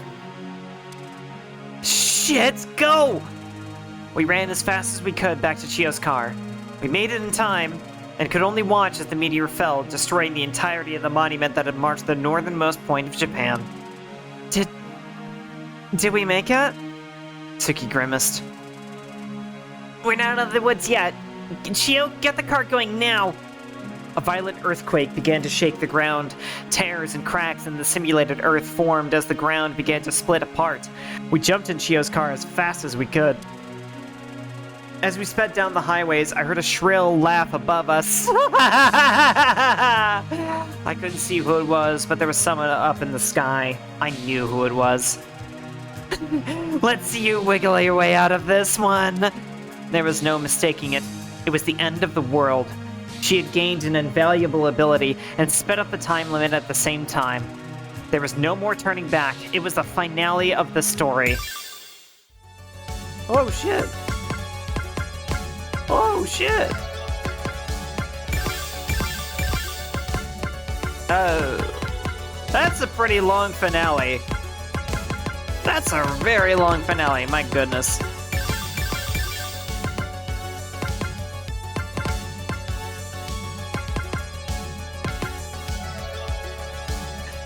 Pandemic Hall, the end of the world begins. Why, hello there. I find myself awake, not in the place I would expect, but a formless abyss. It's been a bit since we've been able to chat like this. That joke doesn't work anymore. Yeah, it doesn't. My vision adjusts and I make out the form of a woman in front of me. Hi. Yes, hello, it's Storyteller. Ah. Oh, fuck. Oh, fuck. I'm actually in the story now. Before it was just meta, now I... Oh, geez. I kind of regret giving Future Saturday my voice now. Ah, Storyteller. Oh, you remembered. I'm honored. It would be hard not to. Why have I been pulled awake like this? Right. I do apologize for waking an observer such as yourself from your position, but I felt it necessary to dispel some information about the oncoming apocalypse. I'm all ears. As you've just observed, Saturday has gained an invaluable asset to her journey, the ability to store Duskbreaker data in your world and access it remotely to save and load, in a sense. I nodded. I'd like to introduce a little mechanic I've added into the TVO client that allows you to assist her in surviving this ordeal. I've dubbed it the Memory Bank. I see. From this point forward, you will be able to remotely store and re-access the data of individual inhabitants of the sim layer in the Memory Bank. Oh, yeah. Think of it as a save state for an individual person. This feature is quite intensive on the client, so I've limited it to only being able to store one slot at any time. Oh. Oh boy. One slot. And if it's character by character, that means... What does that mean? I have to somehow predict who's going to be in the most danger and save state them so they don't fucking die? If you want to replace the data stored in the memory bank, you'll need to clean the old data out first. This seems really helpful, but how exactly did you make this? You're not exactly here anymore. Storyteller laughed. I wonder. I'm sure you'll find the answer to that in time. There's always more dimensions than what you can see. Right, of course there is. Good luck? What do you mean, good luck? Good luck? This is just a fucking guessing game. It really is lucky. Regardless, I may still have a part to play here, so I'm sticking around as best I can, at least for now. Fair enough. Now, this dream must come to an end. Return to your slumber of observation, and surely you will be able to guide Saturday to our reunion. I appreciate it. Don't mention it. Nighty-night now.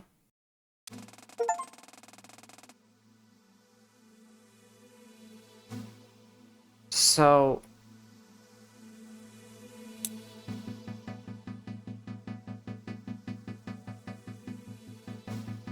okay. So that's how you load, and that's how you...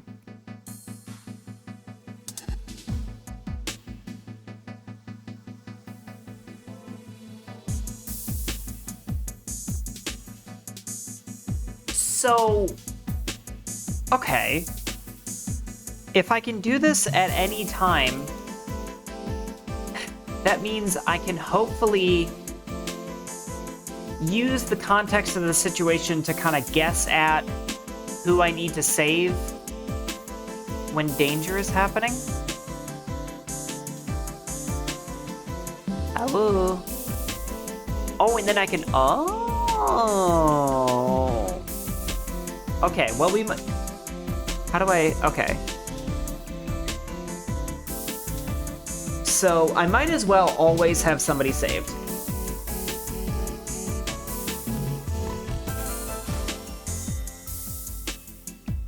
Alright. By the time we made it back to Sapporo, it was after 1 a.m. We ended up taking a safer but slower route back. Also, hi, Nico. We drove right back to the hotel where we were staying, but spotted a familiar face on the way there. 2, actually. Is that Eri and Kotomi? What are they doing this far from the hotel? We pulled over and waved to them. What's going on, you two? Funnily enough, that was going to be my question. Where's Allison? Now I can save them. We were out for a walk when all of this started. She should still be at the hotel. I began to panic. Nothing good was to be gained from Allie being alone during all of this. Chio, come on. You two too. Hop in, quick. As they did as they were told, Chio sped through the streets. The world was in a state of chaos. Random buildings had caught fire, some had entirely been absorbed into the earth. The human beings that the Duskbreaker had so faithfully simulated were corrupted, glitchy messes, being barely able to replicate any proper Japanese. The constant red tinge of the sky made things exponentially more ominous, of course. It was a bona fide apocalypse, no way around it. We were witnessing the end of the world before our very eyes. As we sped through the streets, a large crack opened up right in front of us, but Chio swerved out of the way just in time. We finally reached the hotel, and I ran inside and up the stairs. As I climbed, I could feel rising heat, both literally and figuratively inside of me. The building was on fire. Fuck! Allison, come on! I felt the heat, and I remember that day in Tanegashima, or rather, those thousands of days. Thousands of times that I yelled at Allie, my best friend, my favorite person in the whole wide world, in the whole wide world axis, the love of my life. Please, please, please! But we weren't in the cycles anymore. We couldn't reset the tight line. If this was it, then... No! I'm not letting that happen! I reached the floor we were staying on and rushed through to our room. Embers greeted me. I swung the door open and my eyes took a bit to adjust to what I was seeing. First, rubble. Then, from under it, two contrasting colors. Two objects. Green and red. A hoodie sleeve. And blood. No! No! Come on, Ellie!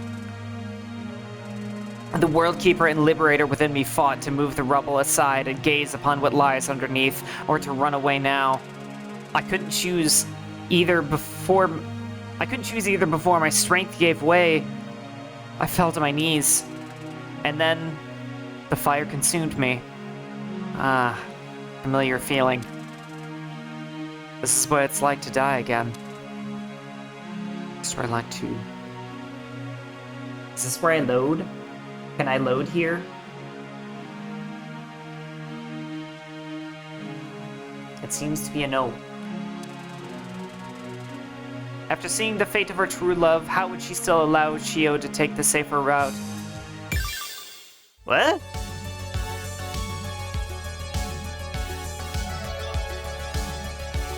Wait.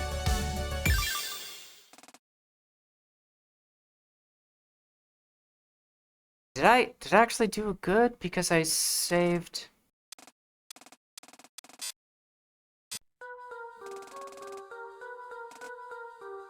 Or did I save Saturday too early? No! Damn it! I skipped too hard.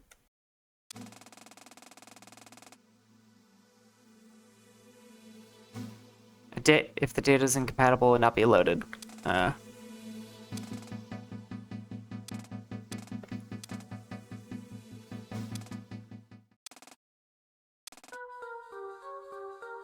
Too good at skipping, yeah. Oh, that hurts my eyes. Okay, I think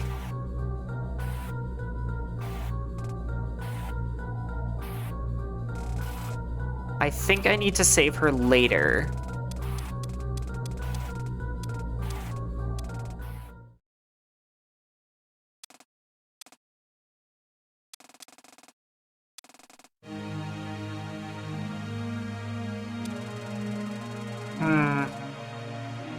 Maybe the timestamp is what I need to go off of.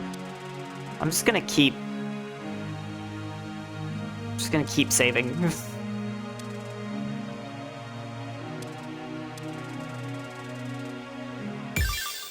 Okay. So theoretically, that means I'm glad I get to redo this instead of this being one of those where it's like, oh, you fucked up. Sorry. I have a weird feeling that might be the case, and I'm gonna have to really fight to get the good ending.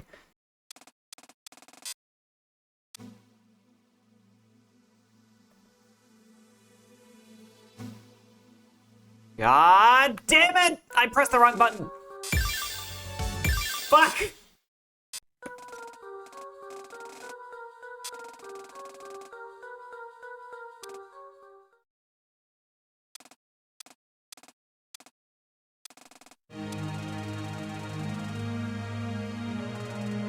Okay, save Saturday. This is what it's like to die again, save. Yep, okay. Can't load yet. Just gonna keep trying to load. Where's Allison? Began to panic, hey. Hop in, quick.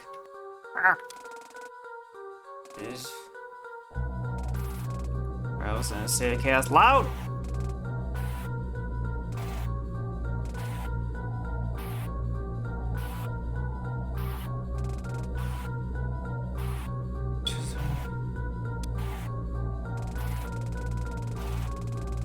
Oh, yes! Okay, we're 3 minutes earlier. I don't... Wait, oh, maybe it's gonna be 1:29 when we get up there anyway. And Unga's on fire. Fuck, Allison, come on. Love my life, please, please, please. We're in the cycles anymore. I'm not letting that happen. Oh, yes. It's 126, not 129. We reached the floor we were staying on, rushed through our room. Amber's greeted me. Eyes took a bit to adjust to what I was seeing. First rubble, and then from under it, two contrasting colors, two objects. Green and red. A hoodie sleeve and blood.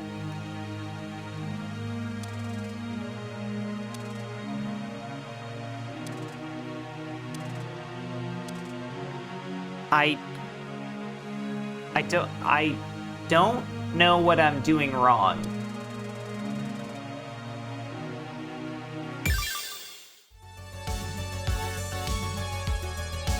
I'm officially confused.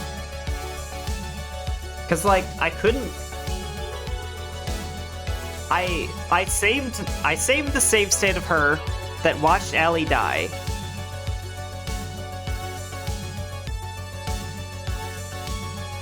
And then I tried several times to load it, but it didn't work. So I think I want a hint, because maybe I'm not understanding how this mechanic works, or how to use it.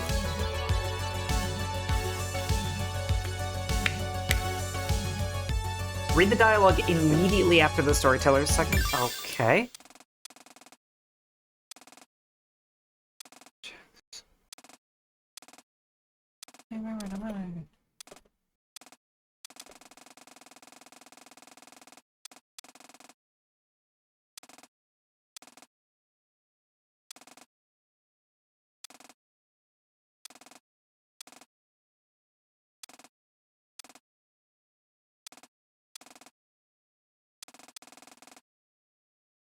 Okay.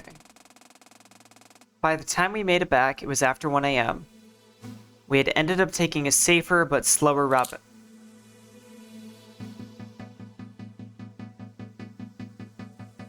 So I have to load it before... I have to load it before we even get there. Before we start. So when do I load it? And how? Am I not doing it right?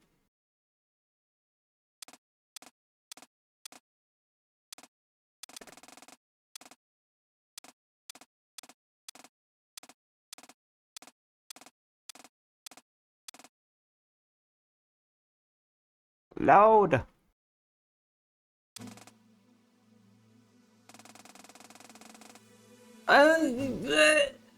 What? What am I doing wrong?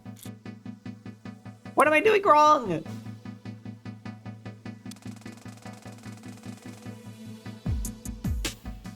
What? Also, I hate that the screen flashes red whenever you say reload, because red is a migraine trigger color and it's a flashing light. It's really unfortunate. Could somebody please tell me what I'm doing wrong? I don't know.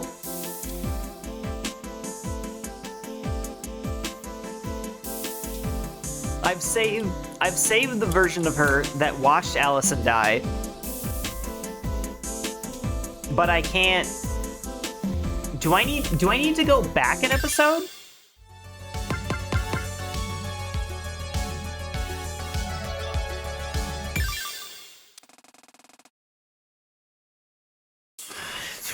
Do I have to fucking go back an episode? Wait a fucking minute. I have access to it again.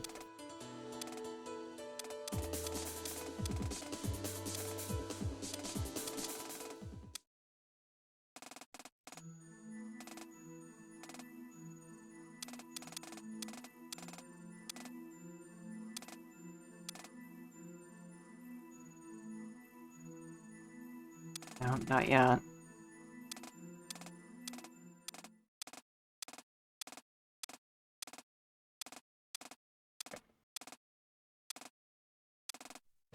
Watch out, watch out!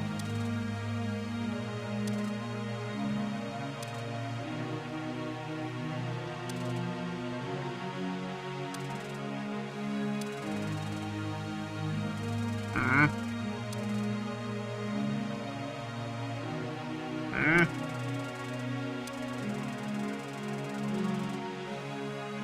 Mm. Mm.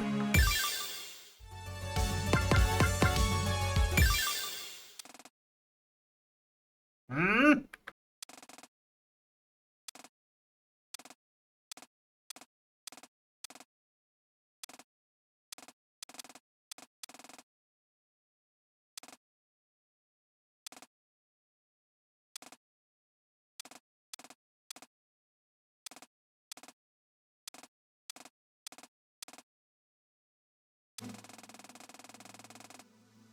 God damn it!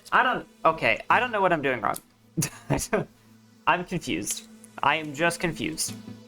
I went back a chapter. I tried to load it. In the previous chapter, nothing happened. I tried to load it in the beginning section of this chapter. It didn't work. I don't... Sawa, help me. Help me, please. I beg of you.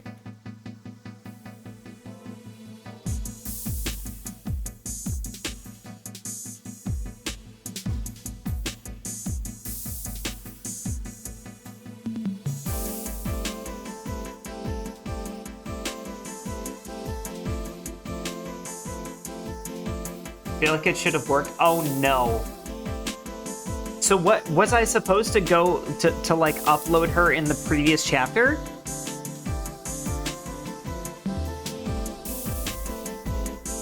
Like I did it right?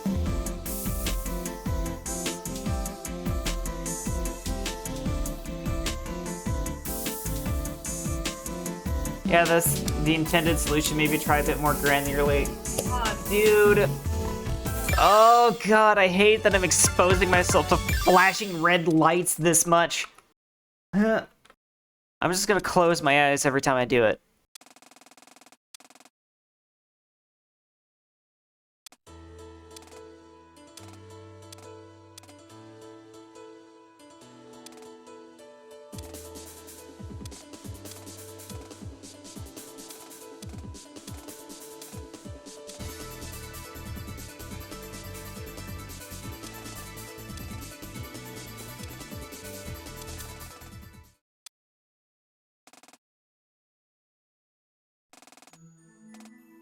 I'm just gonna like...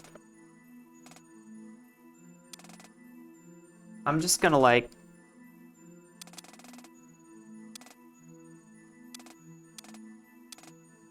I'm just gonna load pretty much constantly.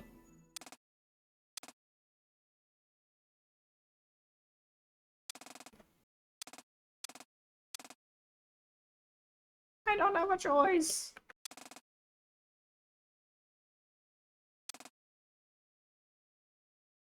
It'd be not... Honestly, it'd be nice if there was some kind of feedback of, like, when you actually can. Cause I don't know, this is a little... not user-friendly.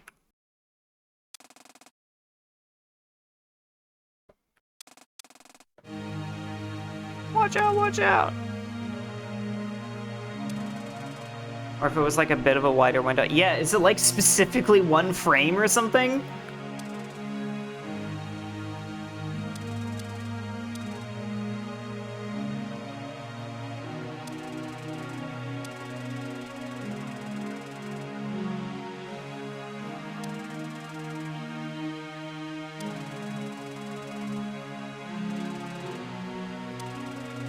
Can I get my thoughts? Yeah. You're good. I'm gonna test it. I think you might not have the right save? Really? Huh.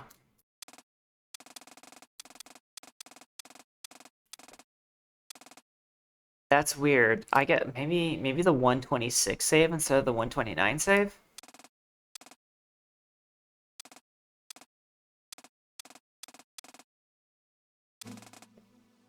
Yeah, safer but slower route. Huh.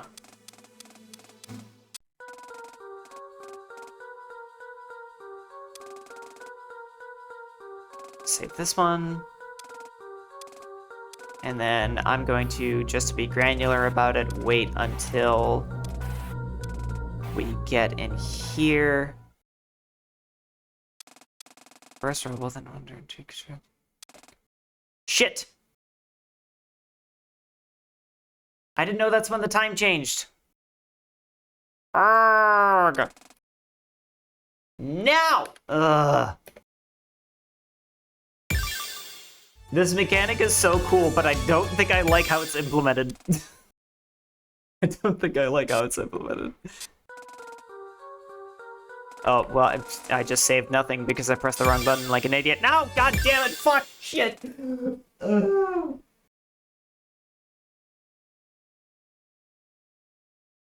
You think 129 is right? I had 129 though.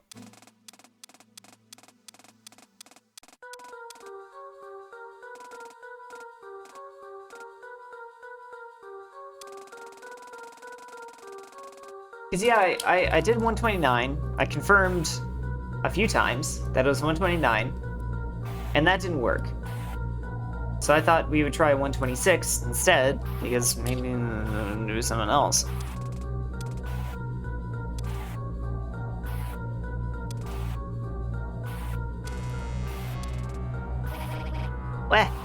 Weh. It's not letting that happen. First, rubble. Save. And then, two contrasting colors. Save. Green and red. Hoodie. Sleeve and blood. Maybe, like, I have to save at a specific frame? Like, maybe I need to save at this 129?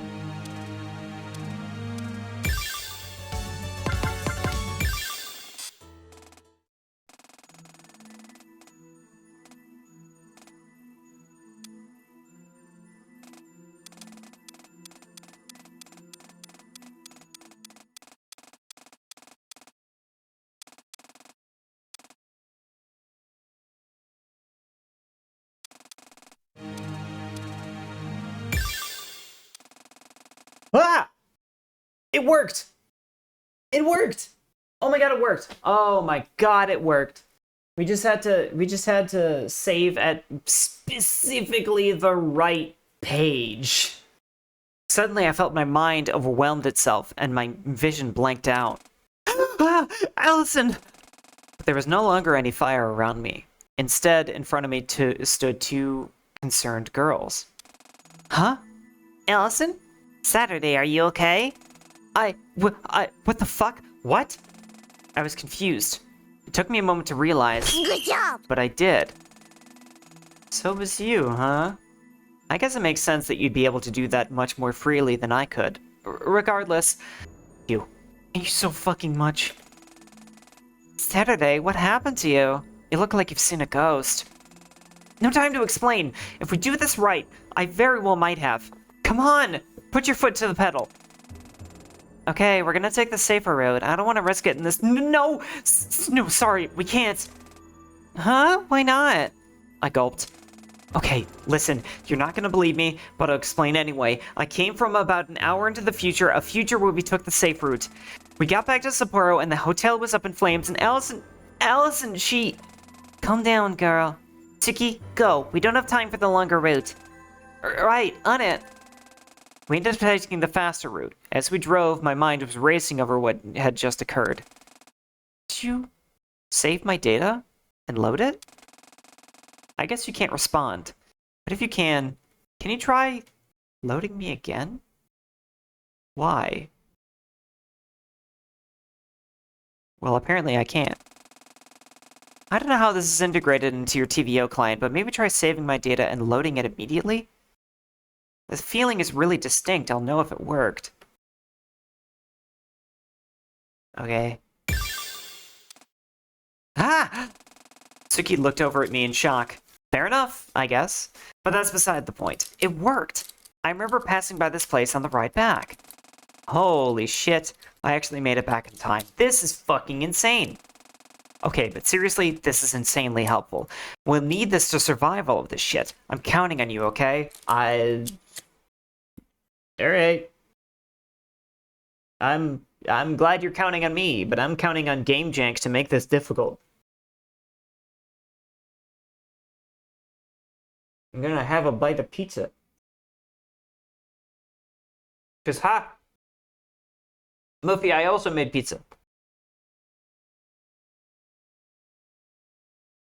It is a pizza kind of day.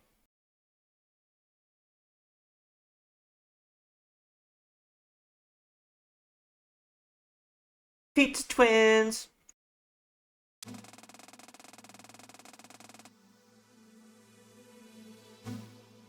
Yeah. I'm gonna try and pay a lot more attention to, like, the verbiage of how they explain things. I had sushi for dinner. Oh, man. I've been craving sushi. Thanks to the route we took, this time, we didn't run into Eri and Kotomi in the same spot, but closer to the hotel. I explained the situation and they got in as we raced towards the hotel. I know I shouldn't be surprised anymore by this, but it's mind-boggling nonetheless. Useful, absolutely, but very confusing. Yeah, I don't know the extent to which it can be used, but I had Valkyr do a test save on the way here, so they can do them relatively frequently, I think. It's true! I'm gonna save you now! Ba-boom! Damn it.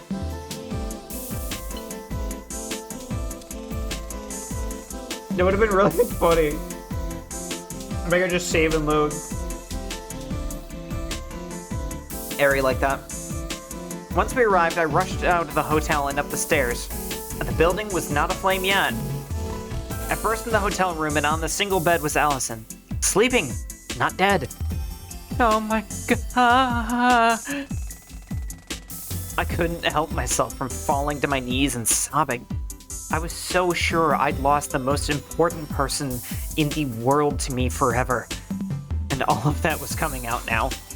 My sobbing seemed to wake Allie up. She got out of bed and helped me up. Sad? What's wrong? Are you okay? I'm better than okay, Allie. I'm just so happy to see you. Allison got a little flustered. Well, what's gotten into you, girl? Tell me what's up. I promise I will, but we need to get out of here right now. Trust me. Huh? Okay. She put on her shoes and we rushed down to the stairs. As we did, she observed a few glitches in the terrain. What the hell is going on? It's the end of the world. No other way to put it, and now isn't the time to mince words. The end of the world? Then Dawn. She's trying to corrupt the simulated world and everyone in it. That's obscene. Christ.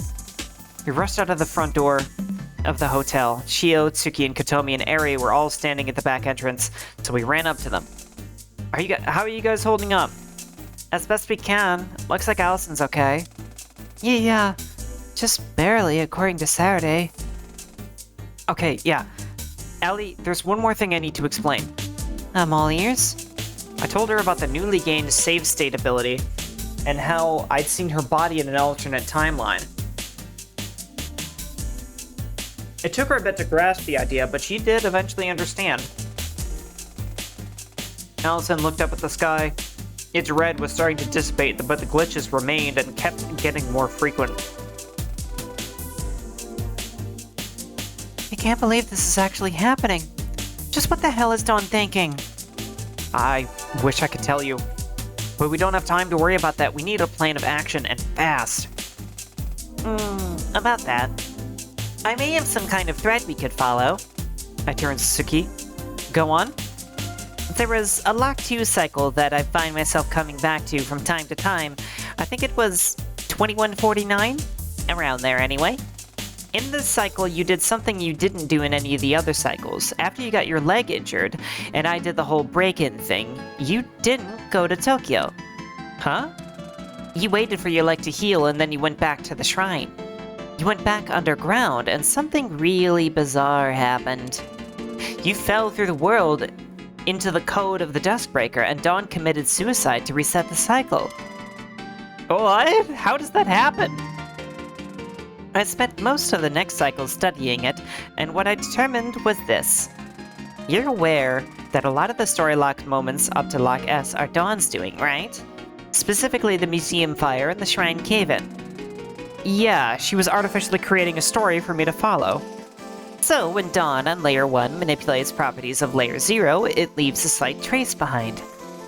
The world isn't anticipating having been forcefully played with like that, and it doesn't quite know what to do. And from these, you can backdoor the code in a similar way to what we did at the monument. Huh? And there's 2 of these? 3. They're at the Tanegashima Geology Museum's remains, the basement of the Sunrise Foundation's lab in Okawakichi Shrine, and in the basement of the Sunrise Building in Shinjuku. All places that Dawn was involved with bringing into the sim layer. Wait, if those exist, then why didn't she go for those instead of the whole Cape Soya thing? I get a weird sense that at some point I need to save somebody so that they can know all this shit without having to have it explained.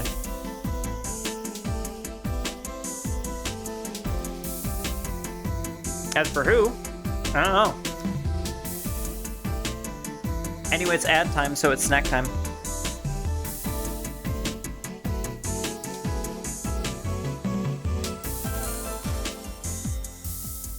Oh god. My pizza is crusty and cold.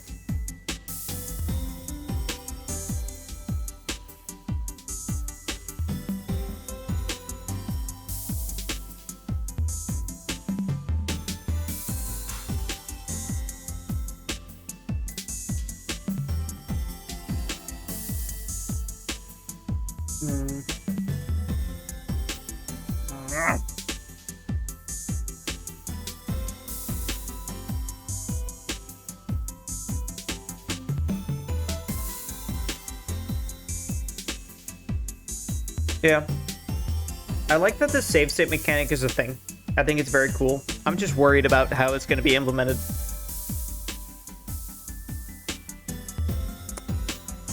Because it might... I'm worried it's going to hurt my experience instead of help it, you know?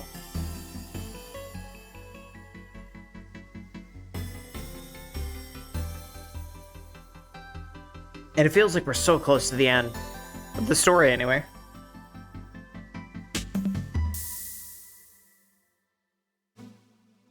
Just had 2 vampires conduct a meeting aboard my ship in RimWorld, and one just asked me to live with us. Oh.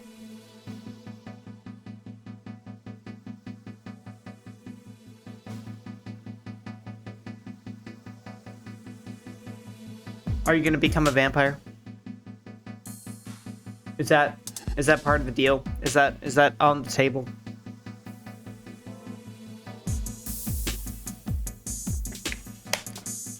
Anyway. Nah, I don't think they'll fit in the military unit. Yeah, that's fair. Then why didn't we go for those instead of the whole Cape Soya thing? Yeah, about that, I forgot. Huh?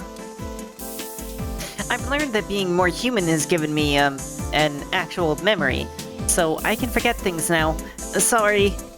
No, it's okay. I was just curious is all.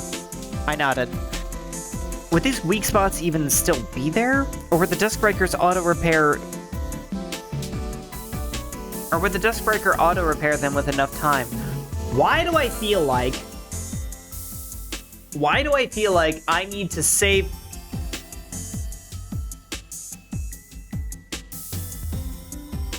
Why do I feel like I need to save a Saturday that knows about this plan and then send her all the way back to the beginning so she can reach one of these weak spots?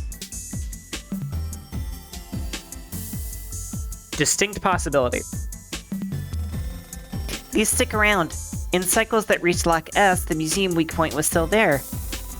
I'd be worried about if the corruption of the world itself affected those at all. Should we check on the one in Shinjuku just to be sure? I agree with Ellie. Better to be safe than sorry. Tsuki, Ellie, are you guys good to come with me to do that? I am, but what about the others? Once we arrive back in Tokyo, I want you three to split off from us and find a place we can safely rest for a bit. We need a base of operations of sorts, I think. I concur. Can do that. Yeah, got it. Okay, let's get at it then. You think the trains are still operational? They're automatically operated, right? Even if the attendants were glitched out, we can still use the trains themselves. It was worth a shot. Let's go. It turned out that the trains were indeed still operational. We hopped the turnstiles, since there was nobody to punish us for doing so, and got on the next available train back to Tokyo. Okay. Does that mean we go to episode 33? Oh no. Oh, no. There's... Interesting. Okay.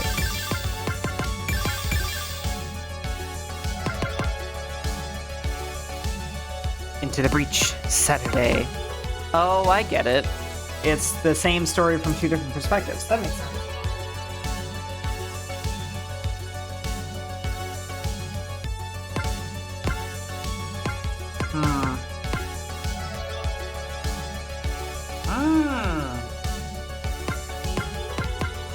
Wait a minute.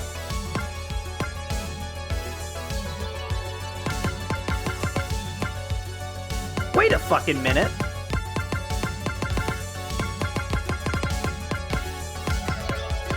There's an apostrophe. Oh god. There's an apostrophe. I thought... I mean, I saw that was out of place. But I thought that was just there for flavor or something. I think that might be some kind of indicator that you used the save state during that episode. That'd be crazy. That's some tinfoil hat shit. But I don't know.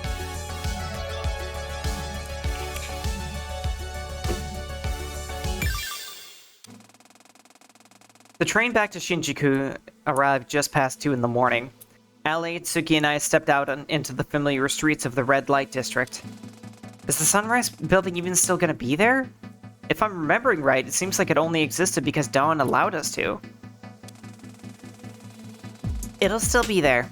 It's too much effort for her to dispose of it afterwards, and so far, we've only got past Lock S this one time. Sure enough, the building was still there. We snuck into the lot and back into the back entrance. You know what?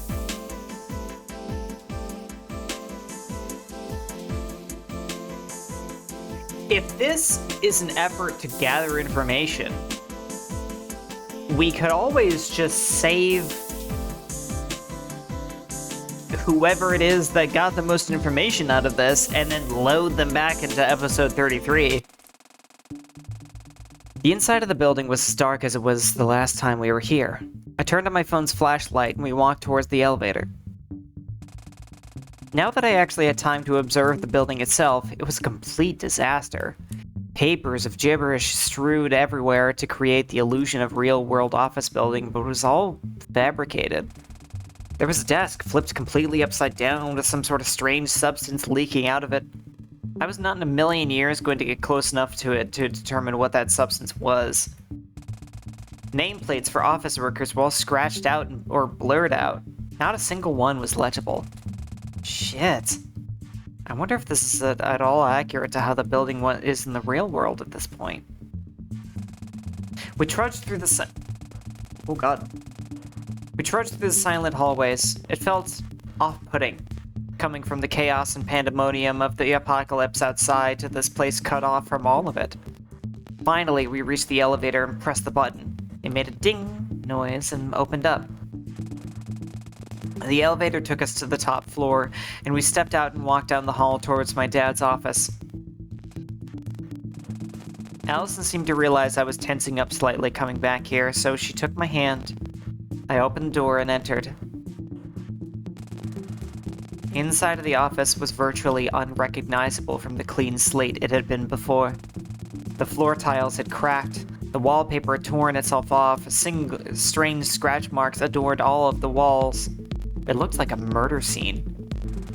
What the hell is this? Likely, if I had to guess, the true state of this room. Dawn hit it when you came here for the first time, but the illusion's been broken. Oh my god. What the hell happened here? I have no idea. If this is at least somewhat based on the state of the building in the real world, it looks like maybe there was a fight or something. We don't really have any way of knowing. Yeah, you're right. Sorry, let's push forward. I wanted to get out of this creepy room as soon as I could. I opened the hidden bookcase and called the elevator to the basement. Sure enough, with a louder than usual rattle, the elevator door opened. 3 of us stepped inside it cautiously. The elevator descended, but about halfway down, we felt the world shake around us. Oh shit, what now? It's an earthquake! Oh, of all the times to... She didn't have time to finish the sentence. The cable holding up the elevator snapped under the pressure and we jolted downwards. Ah! Shit! Okay, we'll need to think of another way down. Maybe there's some other way in the building somewhere. No, we came so far... She wasn't able to finish speaking. The elevator hit the cold, hard ground, and along with all of it, all 3 of us were crushed under the pressure of the impact. Story lock 3. The elevator isn't viable to use. Warn them before wasting their time going up. Cool.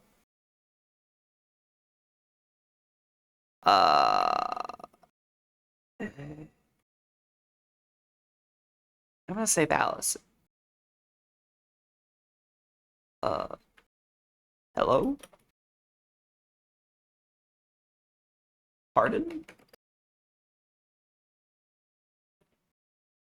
Oh, I can't leave.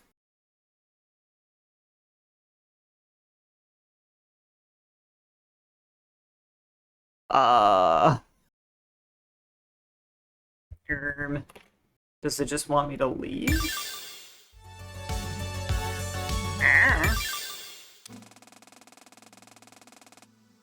Huh! Nope.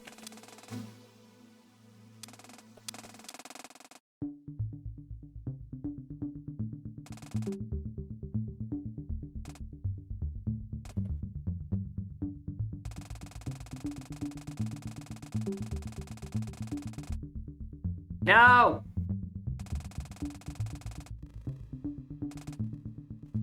Oh, man. My luck with this fucking feature is so bad.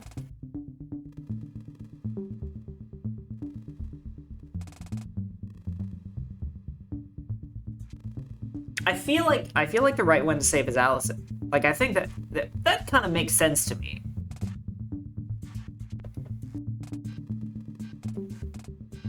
Maybe we save right as the earthquake happens.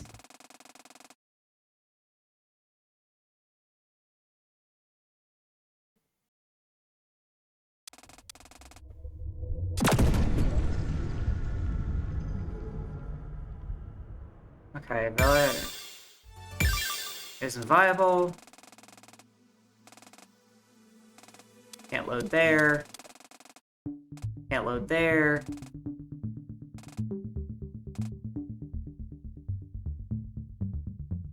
Can't load there. Can't load there.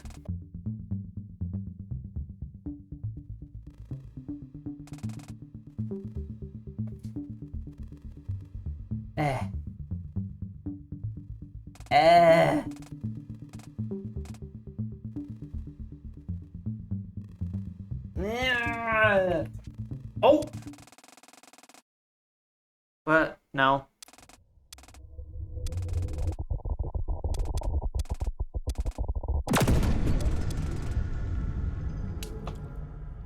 Okay, so either I didn't save in the right spot, or I didn't save the right person.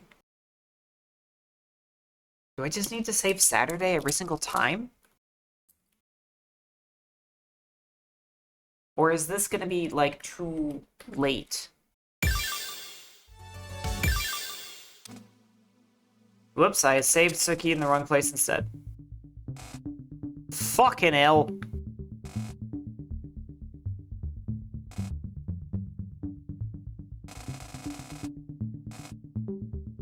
Why is it still in skip mode? I'm not holding it.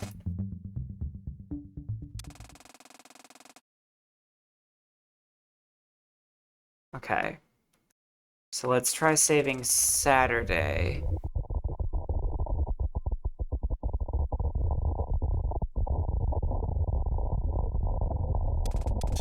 Oh, I don't know. This is, I don't know about this, guys.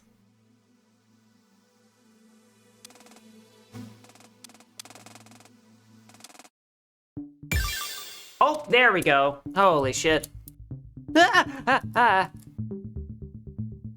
Yeah, I don't know. It's a very cool feature. I love the idea narratively. But the implementation is really janky. And not all that fun. I love this game, which is why I have to explain the things that I don't like about it. By the time I realized I wasn't falling anymore, Suki and Allie were already looking at me, shocked by my sudden outburst. What happened? Did you jump back again? Yeah, that was a close one. The hidden elevator in my dad's office is a no-go. An earthquake is gonna hit sooner rather than later, snapping the cable. There's no way we can get up there fast enough to start going down before it snaps. That's a problem. Is there any other way we can get into the basement? The whole point of the basement in the first place was that it was only accessible by that one elevator. But the state of the world and the terrain might have changed. It's, like, really cool. I like the concept. I wish it was just a teensy bit nicer to the player. Yeah, it's very opaque. It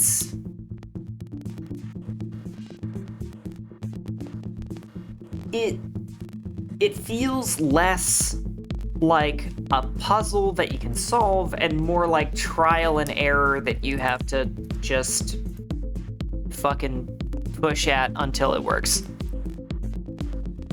So yeah, I'm a little...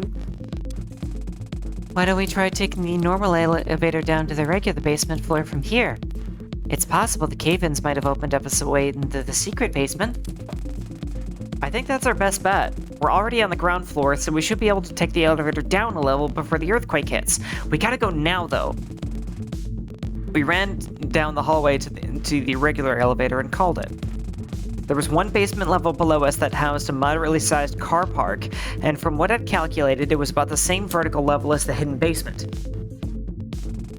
We made it off the elevator before the earthquake hit, and ran in the general direction of the hidden basement, perpendicular to where we were currently. Sure enough, a small crack had been torn in the wall between the two basements that we could squeeze through. Yes! Good thinking, Ellie. I'm just glad I was right. Come on, that earthquake is hitting any time now, right? We rushed through the small crevice into the hidden basement. We had a bit of running to do to get to the large metal gate that opened into the atrium at the end, but made it in time. I opened the gate with a small display next to it, and we rushed in. Look! Sure enough, in the middle of the ground was a perfectly square chunk of the world that was noticeably more glitchy and digital than the rest. Suki ran up to it. Okay, Saturday, can you do your thing? What thing? You got it. What thing? Oh, okay. Following her up to the weak point, I reached my hand in and pulled up the remote terminal. Immediately, however, I frowned. What is it? What's wrong? This one is different from the one at the edge of the world. It's locked by high-level encryption. I don't like the sound of this.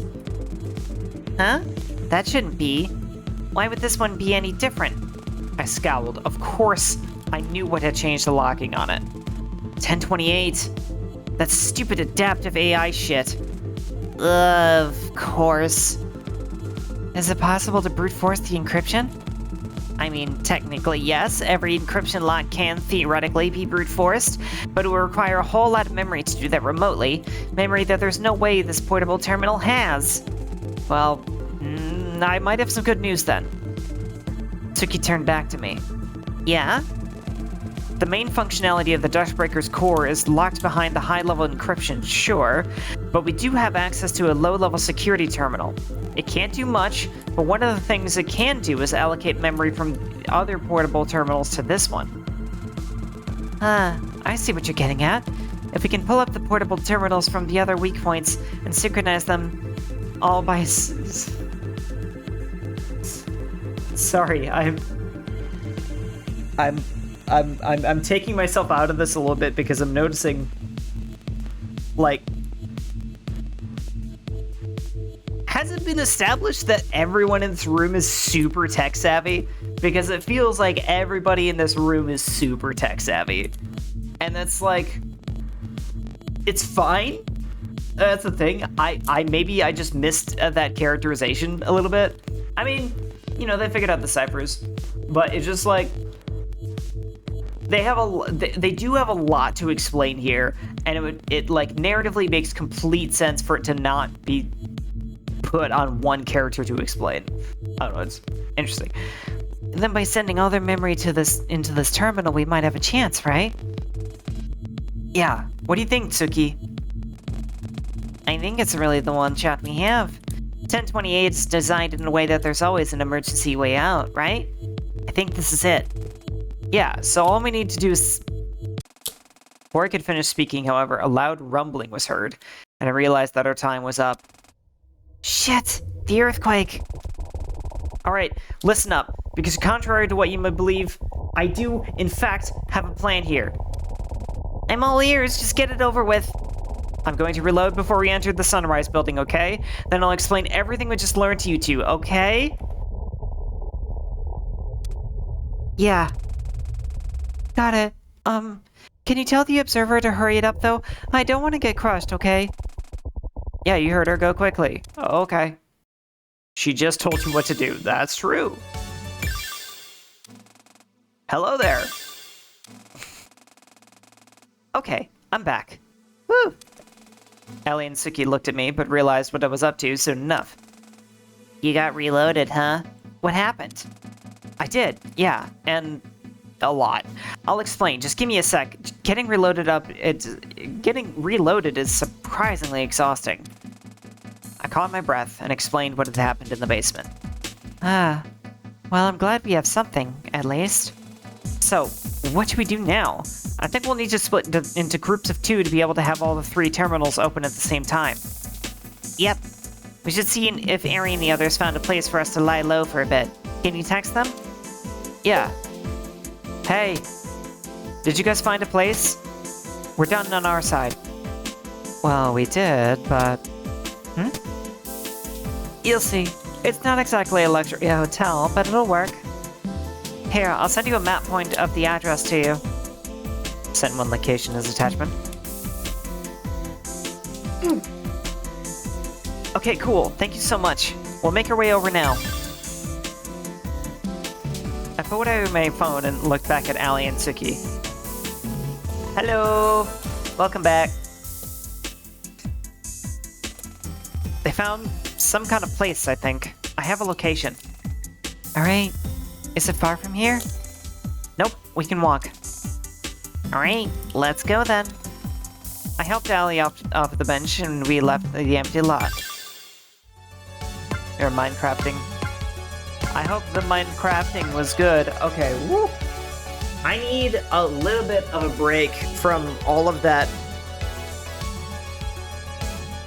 slightly frustrating trial and error.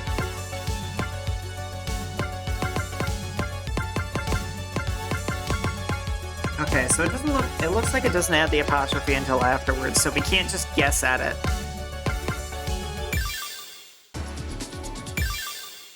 So that's the save and load stuff going on. I'll be honest. I'm being super honest because I love this game. I do not think it is well implemented. I love that it's a thing. I think it's a really cool mechanic. But with the sheer specificity of how it has to be used by the player, it quickly feels less like you are operating off of like context. Operating off of like context and like local clues and kind of story and stuff and timing. It just kind of feels like it's like you have no choice but to guess at exactly which page and which frame you need to do a save or a load. And that feels less like you are problem solving and more like you are just committing to trial and error until you get it right. And that has not been enjoyable so far. So, I want to like it, but so far I'm not a fan.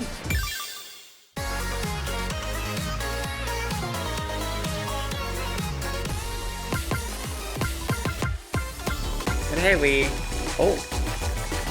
just played this, didn't we? Right. We played it on, like, 15 or whatever. Didn't we? Did we not just unlock a lot more music?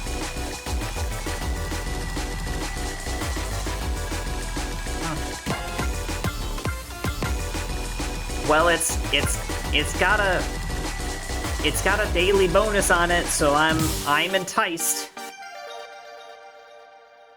And it appears to not actually be a gimmick song, so that's nice.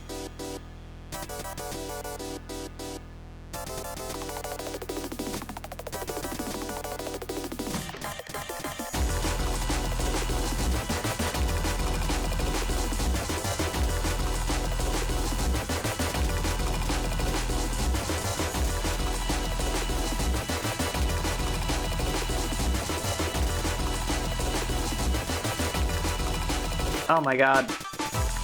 Those sequences are so nasty, that's rude.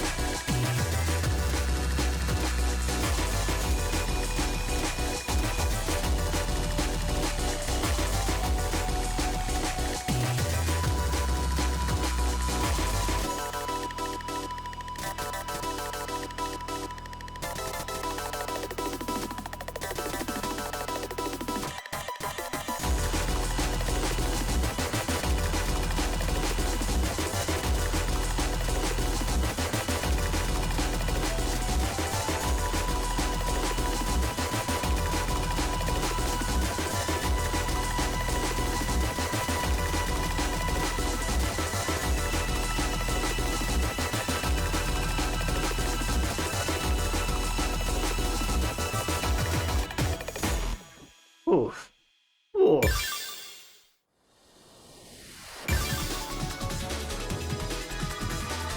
By the way, I have tried a little bit more of VS, not enough to get full combo at any 2+ songs, but hey, progress is progress. Awesome! That is awesome. It took me a long time. It took me a long time to be able to get a full combo at anything above, like, a 4. And then, you know, after a shit ton of practice and blood, sweat, and tears, I managed to get myself a full combo at a 7. At 2 7s today, actually.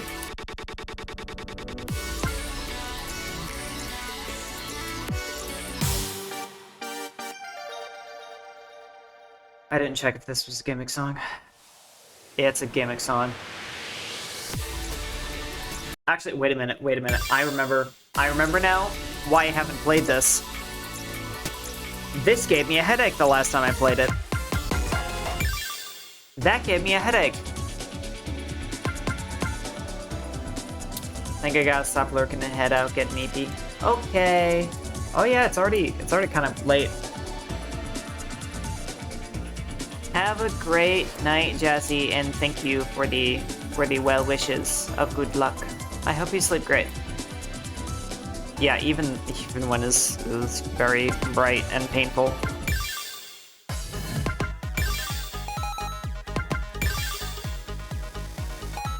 Honestly, if we can just bash our head against this enough times, we might be able to finish the story tonight, assuming everything that we see is everything, which I'm not really convinced. Then again, I could make you guys wait.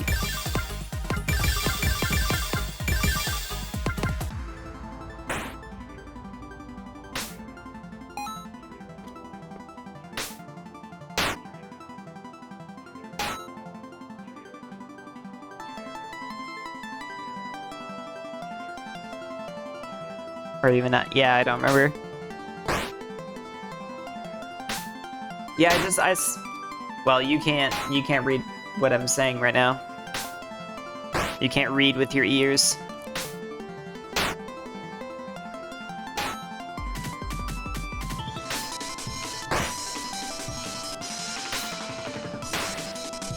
Ow! Oh my god.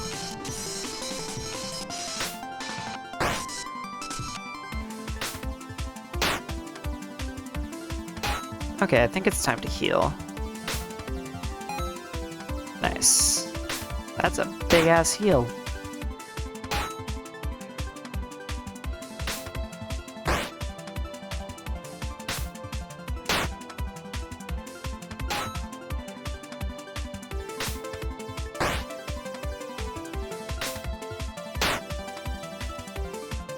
That funny number in damage.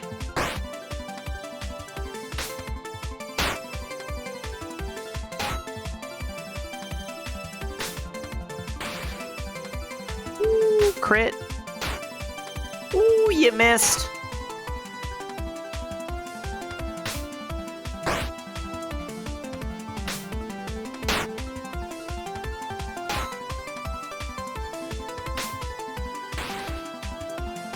Yeah. Ooh, 3 power saves. I like those. We like those.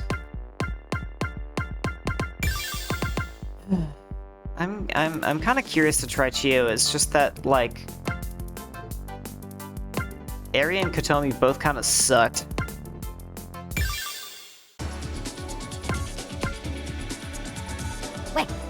Weh.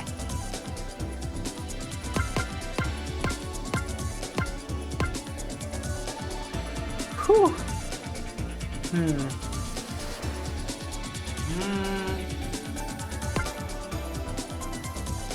Okay. I'm gonna do like one more song, and then I think I need to take a little bit of an actual break.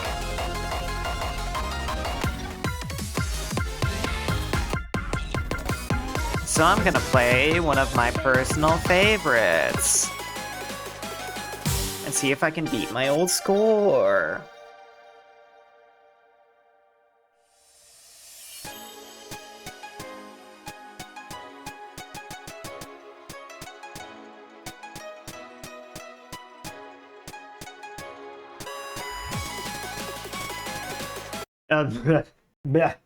What just happened?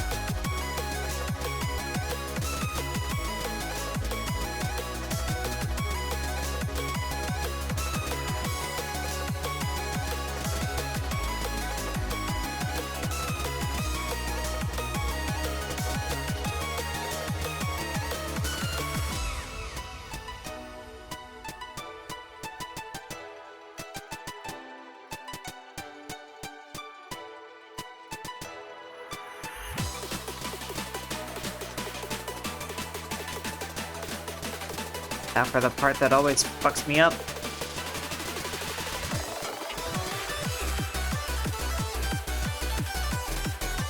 Well, not this part yet. Although, this one is still pretty bad.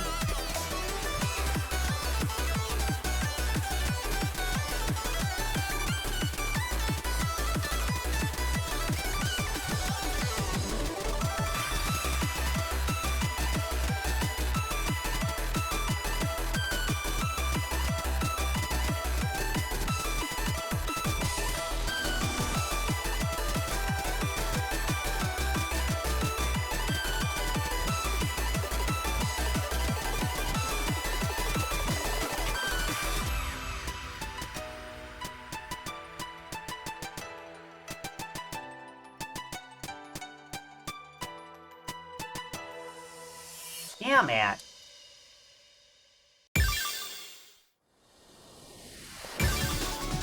Still can't beat that score. That section where it picks up at the end always really gets me. There is a hair in my eye. And it hurts. There we go. Still got the problem of too much going on. Fingers forget which keys and I panic. Yeah. Yeah. You eventually lose that with practice. It just takes a lot of practice. Okay. I am going to step away for a little bit. Give everybody a chance to refill your water. Take your meds, get yourself some snacks, do whatever it is that you need, and I'm gonna rest my weary body for a second. And hopefully come back with a little bit less of a headache going on. So, I'll see you all in a little bit. I'll see you all in a little bit. And we'll come back for more Vivid Stasis, we'll do more story, and we'll figure out how to stop the end of the world, or at least how to escape the end of the world. So, looking forward to that. Don't go away, I'll see you in a bit. Yeah!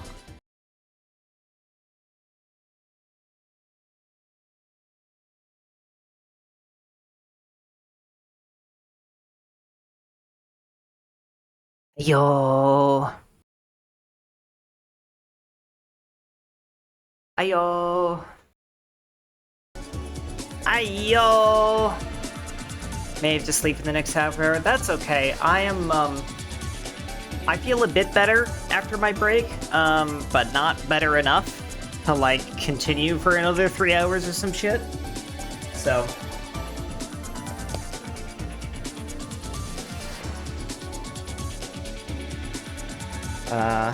It is NBD. Welcome back, everybody. Hello. Hello, hello, hello.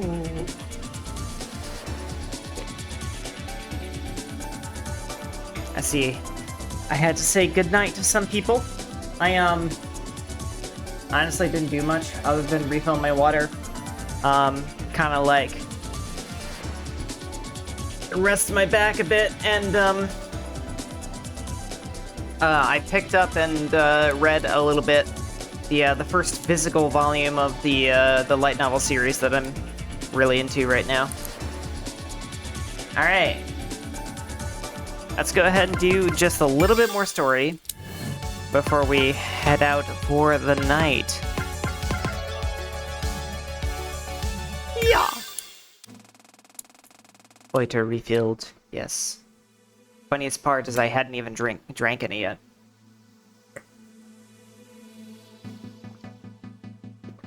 Ah, there we go.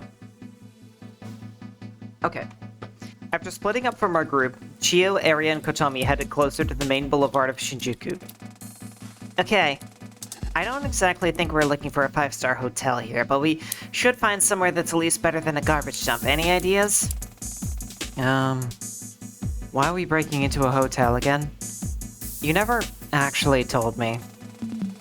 Because we can't book an actual room with the state that the simulated civilians are in. Fair enough, but, like, have you tried? Yes, We did. It was not fun. Okay, point taken. We could try the hotels that's literally right there. Eri pointed to a large 10-ish story hotel, the Shinjuku Grantel Hotel. Worth a shot. Is there a back entrance? Of course there's a back entrance. They walked around to the back entrance, but contrary to what Chio had said, there was no employee entrance. The back door was just another entrance to the lobby. So there isn't a back entrance. Okay, yes, fine. There isn't a back entrance. Do you have any better ideas? Honestly, Chio, that's kind of an L for you. That's kind of an L for you, like... What are you doing? Look, it's like the... Kotomi pointed at the hotel across the street. A brand hotel marked with a large L logo. Oh. You really took and... Eri walked forward and pinched Kotomi's cheek. Oh, I hate it when you do that. Then take this seriously. Ma'am. Seriously, let's try the L Hotel.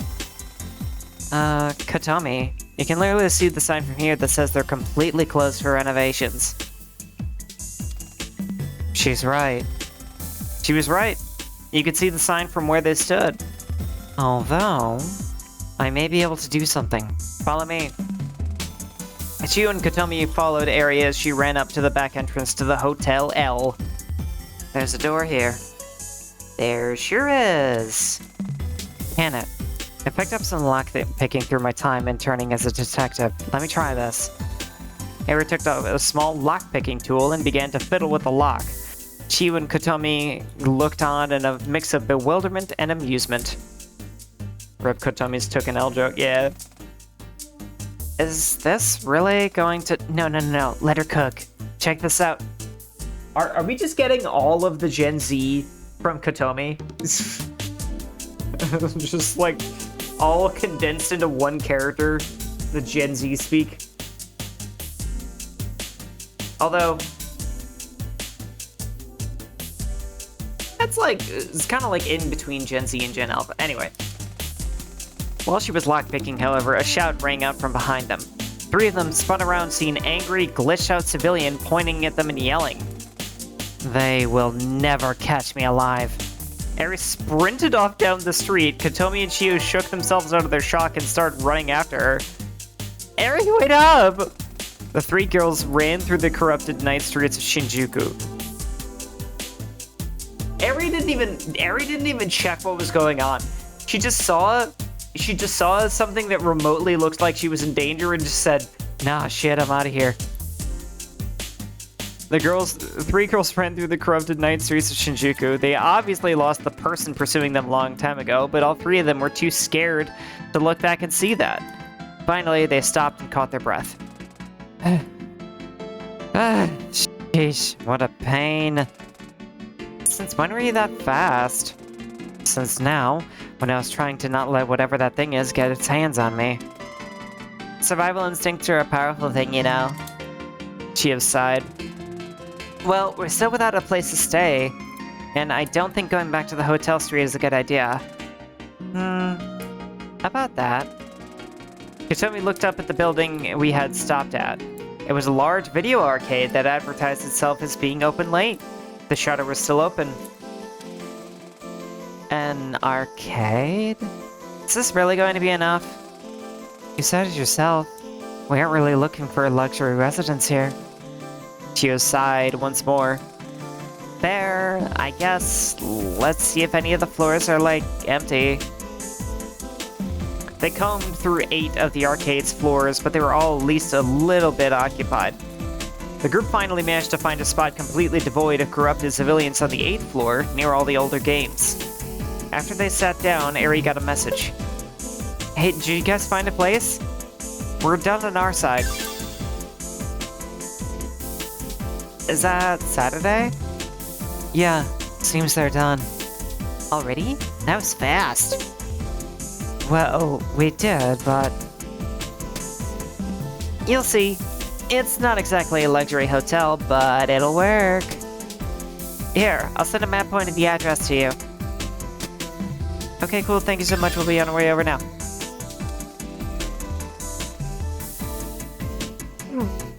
The girls put our phones down and breathed a sigh of relief at having found, at least for now, a safe spot. The floor they were on housed lots of fighting games and score attack games from the 90s. Aries stood up and walked over to one of the older fighting games and looked back at Chio. Not a chance in hell.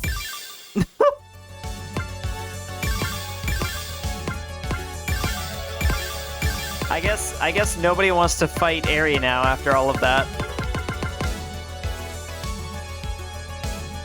Okay. Pen ultimation, and then a whole lot of that, and then I guess that's probably the end. We are so close. We are frustratingly close. And we're definitely not getting to it tonight. But we're gonna push through the last of this, and then goof around.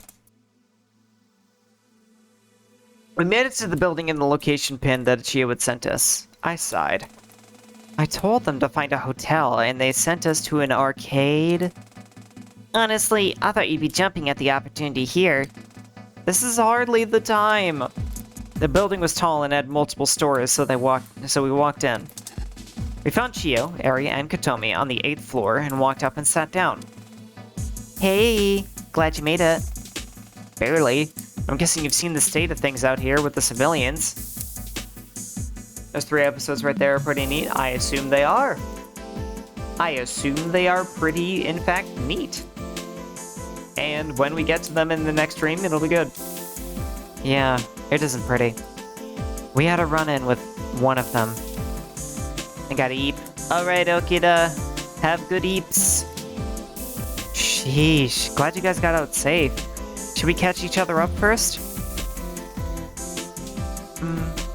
I think so, yeah. Though you guys have more explaining to do than us. Fair enough. Kotomi, Eri, and Chio recapped their adventure trying to get to this place. They're running with the zombie-like civilians. And that's how we made it here. I'm glad you're okay. Should have let us know that you were in danger, though. We didn't really have the time. Spur of the moment and all that stuff. Fair enough. So how did your group's exposition go? Did you learn anything of note? A lot, actually. Go on. I recapped our adventure in the basement, the reload, and what happened about the weak spots. These weak spots seem to be created in the places where they're forcefully altered by Dawn, which means there should be... 3? That would make the most sense. There's the one in the building basement that we found, the one in the shrine basement that I found that one time, and I'm assuming there's one in the wreckage of the Geology Museum back on Tanegashima. Right. Our plan is basically to synchronize these 3 blocks together and simultaneously, and then push a brute force on the encryption with the heightened memory granted through the sync. It would work, but it would require the 3 weak points to be synchronized with very quick succession. But how it's programmed, you can think of it as a 2-factor authenticator of sorts, or a 3-factor authenticator, I guess. Right. That's why I think we split up. Kotomi seemed surprised by this. Split up? Are you crazy? During the literal apocalypse? No, I think I agree. It's the only option, really. There's 6 of us.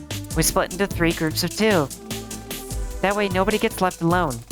Usually it would be extremely dangerous, but we've already proven that we have a rather extraordinary ability on our hands. True. That whole saving and loading thing, I still can't believe it exists, but I guess I don't really have a choice considering the situation. In that case, I think it's best we split up like this. I'm gonna guess it's gonna be Allison and Saturday, Eri and Kotomi, Chio and Suki. If I'm wrong, I'm gonna be pleasantly surprised. Eri took out a printed map of Japan. Have you just had that the whole time? Yes. You know what? Fair enough. Eri spread out the map on the floor in front of us and circled Tanegashima, Kagoshima, and fuck.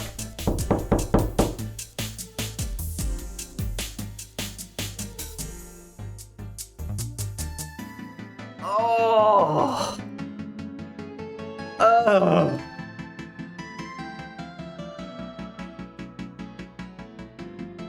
Ooh, oh, that was a good one, babes. Oh my god. It honestly sounded like it was real, which is a part of what got me so bad. Oh man. Normally that doesn't get me too bad, but shit. Anyway. Tanegashima, Kagoshima, and Tokyo. Her suggestion was as follows. Suki and Chiyo handle the Tokyo weak spot in the Sunrise Building's basement. Eri and Katomi handle the Kagoshima weak spot in the basement of the facility by the Owakachi Shrine. Saturday and Allison handle the Tanegashima weak spot in the ruins of the Tanegashima Geology Museum. I'm not disappointed. In fact, I'm just amused at my ability to predict that. What do you all think? I'm personally fine with it. Its groupings make the most sense. Wait, but this means I'm gonna be split up from Suki. Is that a good idea? I think so. It's advantageous to have Chiyo and I together, as we're both the most in the know and the inner workings of the Desk Breaker. I guess that's true. Fair enough, then. Okay, next question. How are we going to get to Kagoshima and Tanegashima? Public transit has gone completely haywire due to the current situation. Chiyo's the only one who could drive, which would mean she'd have moved to the Tanegashima or Kagoshima group if that's the route we took.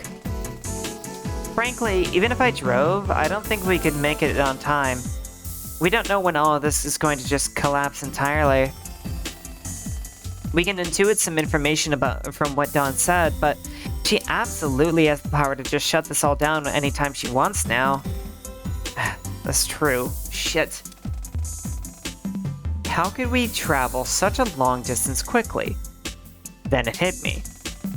We could load! You could save my data and reload it back in Tanegashima. I knew it. I knew it. I knew at some point we were gonna do that. That would at least give us the ability to verify there is a weak spot there, and if there's something that can be done with it. Shit, wait, hold on.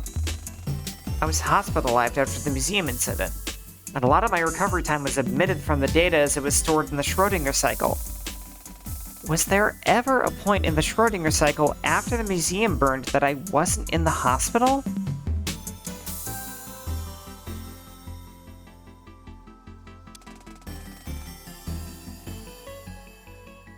Okay, so after the fire...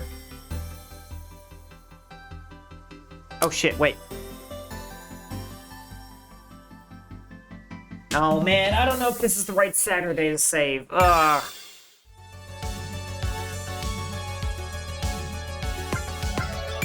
I don't really trust that I had the right spot. Oh, whoops.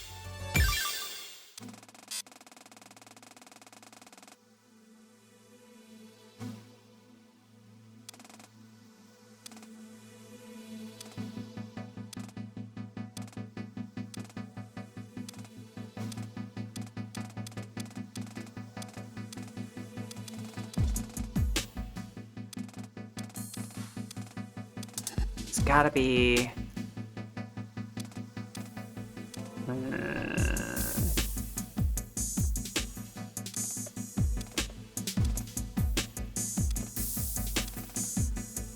Okay. This seems like the best spot to save.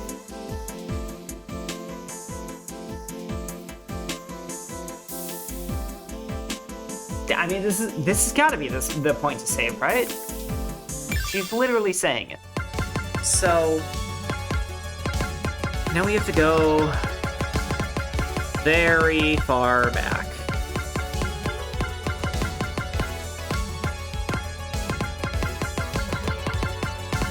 So very far back.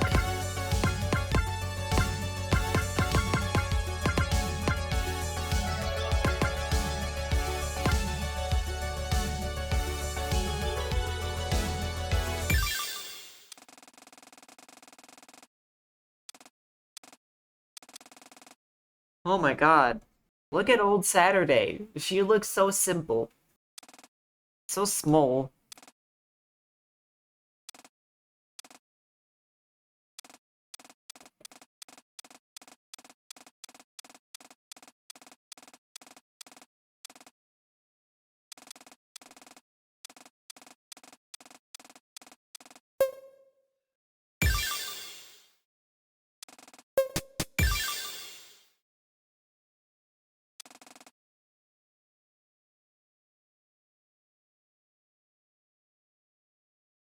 Damn it.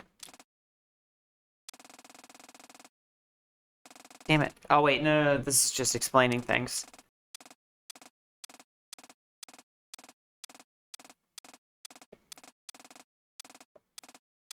I feel like we're really close to the right spot.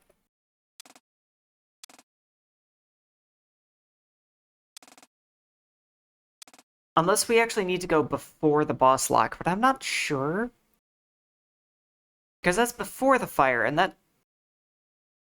I don't know.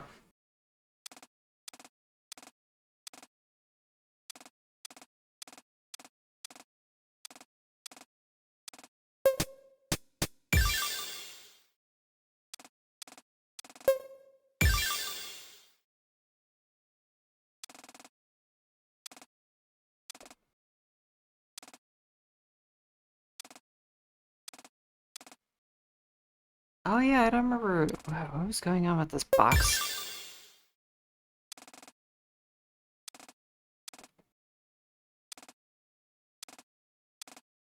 Oh, right, okay, it was the next link.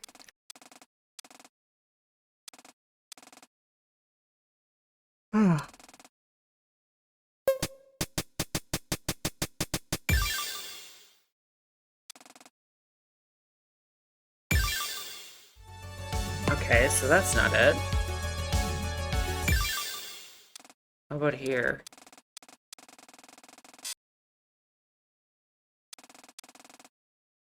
Right, this is where they're talking in the hospital again. Oh, that was a really cute moment. Man, this reminds me of when we played this It Gets So Lonely here.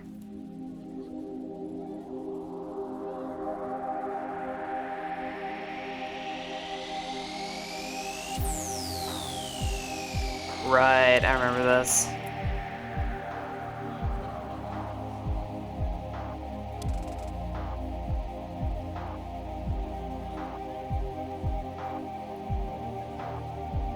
Oh god, it's unskippable. Erg. Arg.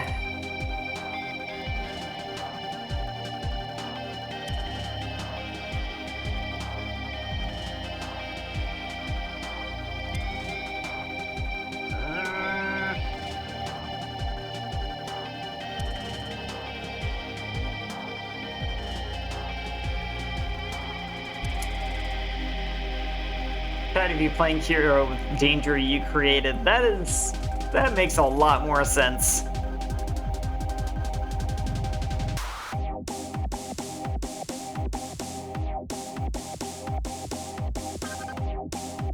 Okay, so that's just the end of chapter 2.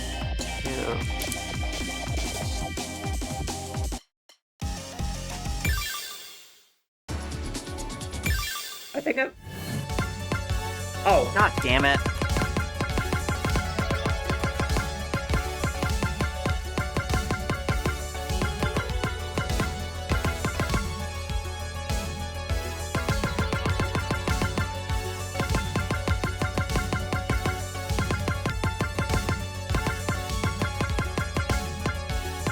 Whoops. Okay.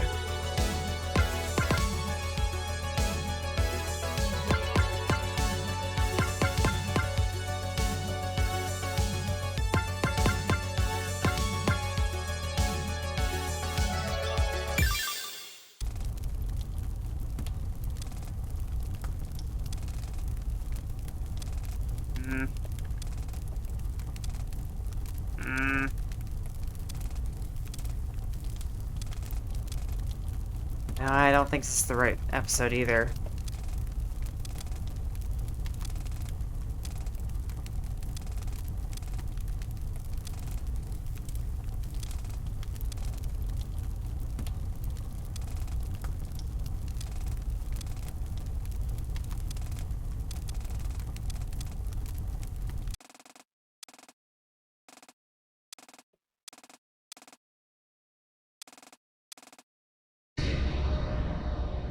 The story remains unfinished.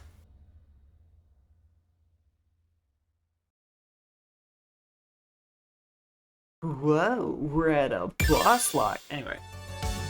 So... Ow.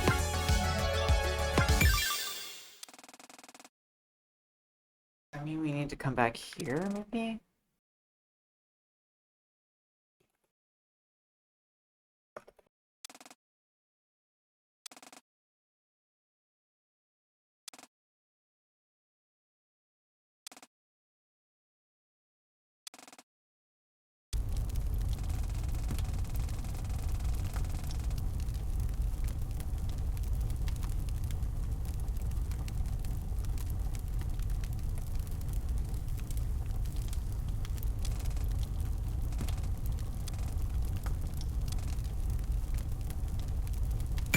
I don't think this is it either.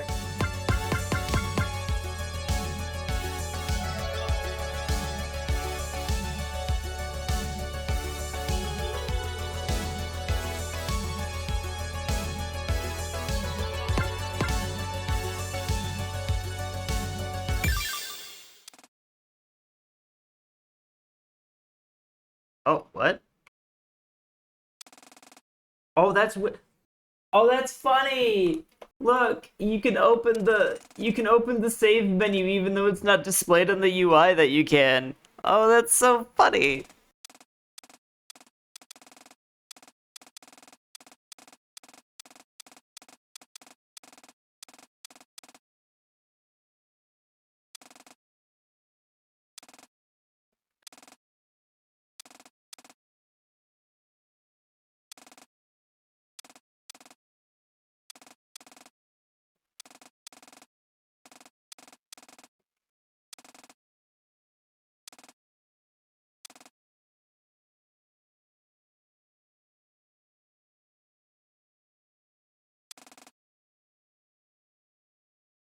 Hmm.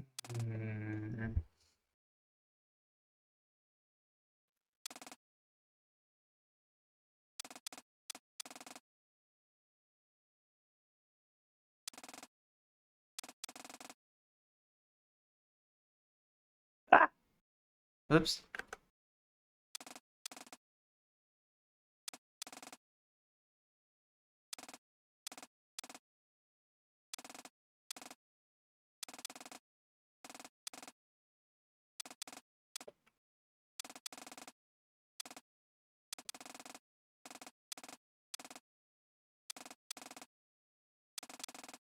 This is this is frustrating.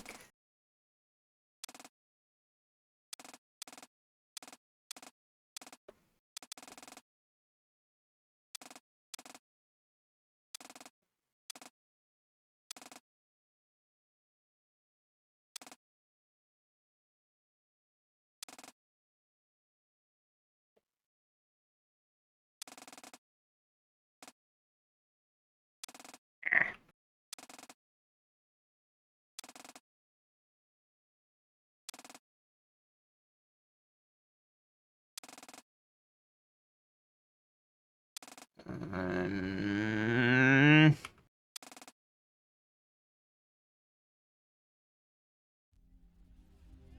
ah, damn it, now we're back here. I'm pretty sure we can't.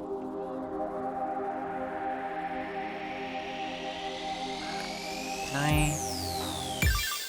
Alright.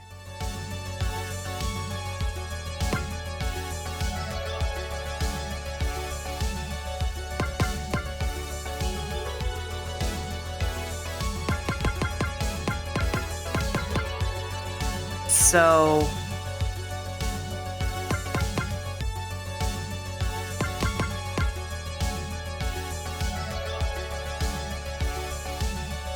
Maybe it's here, because the hint said, oh, you have to go back further than you would think. I don't know when the fuck it would want me to.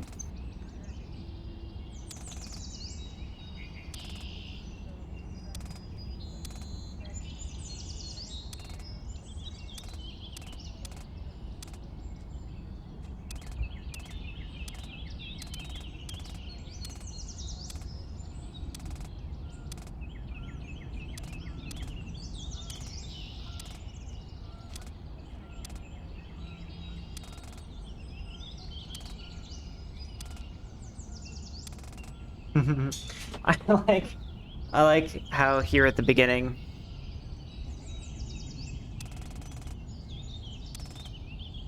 Saturday like really didn't like Ari at first.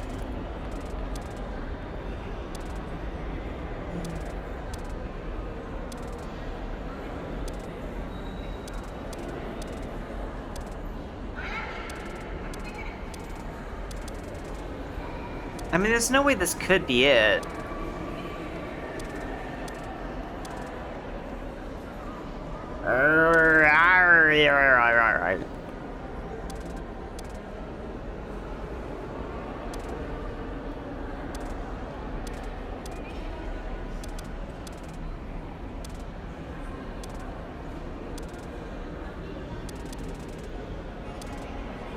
Right, all of the puns. Oh yeah, and her name is Jade. Oh my god, that pun didn't even click with me at first.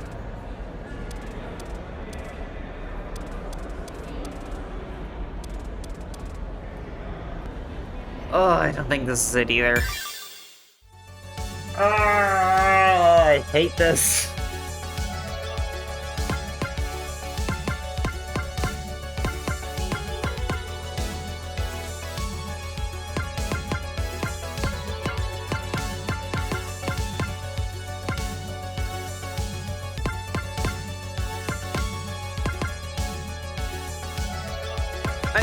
You know, maybe I should unlock some of these songs.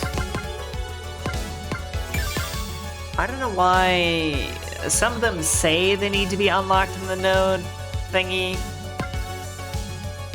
And then others are just like, well, it needs to be unlocked, but you already have it. Haha.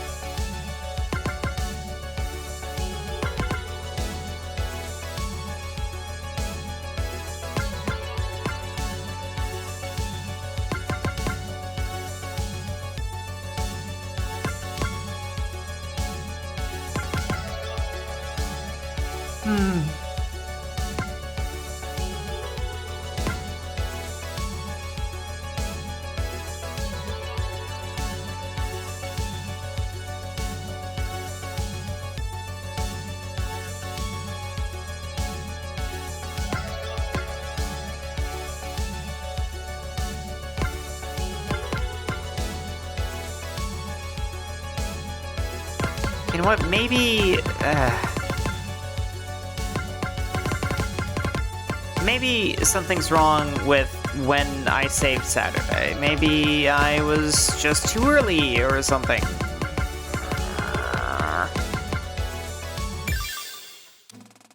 Wait. No, we're fine. Shit. Oh, wait, can I just save here? I'm gonna assume I need to actually save on some dialogue.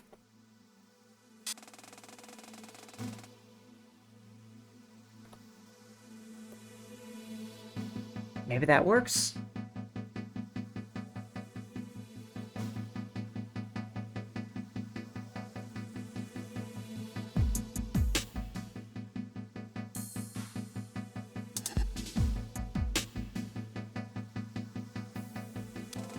Or maybe here?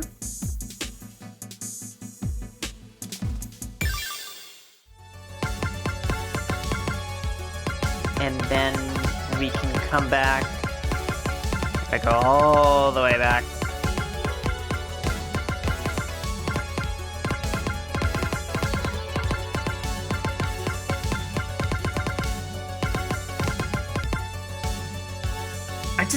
I've got a feeling about this one.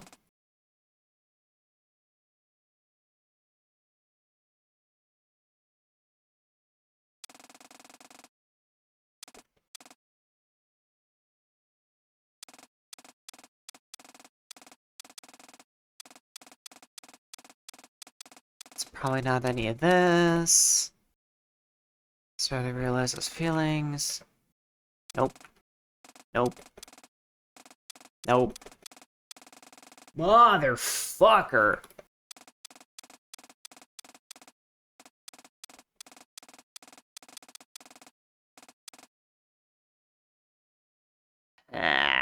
Ah.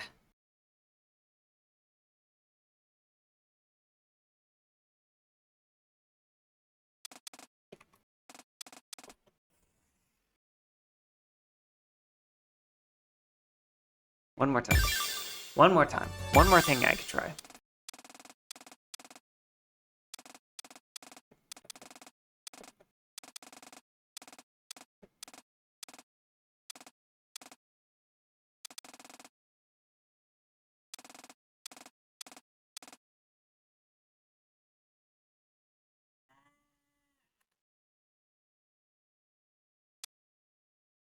What? Nope.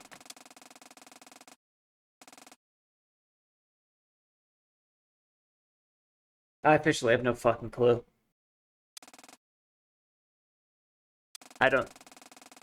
I... I don't know. But this trial and error is making my head hurt, and this is... Did I just save instead of I fucking did?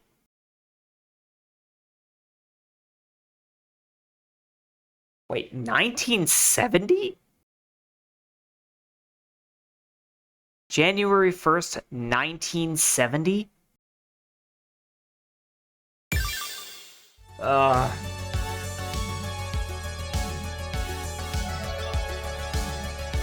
Yeah, honestly, I just wanted to finish this episode and go to bed. So yeah, if you can just tell me what I'm doing wrong.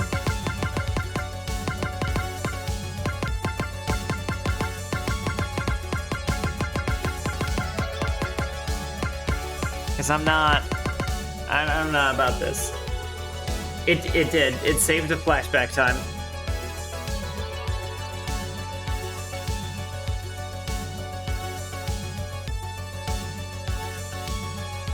I know I obviously need to save somehow here.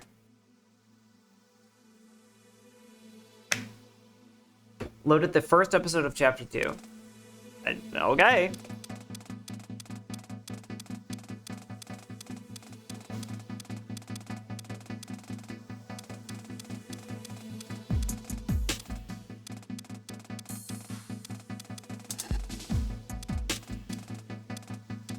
I don't know why Chapter 2.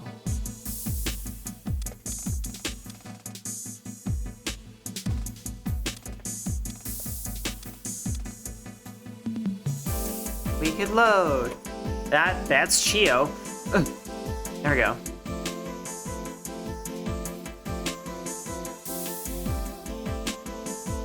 Okay. I'm gonna trust you. I'm gonna trust you. And if you willingly deceive me, you're going in the pear wiggler.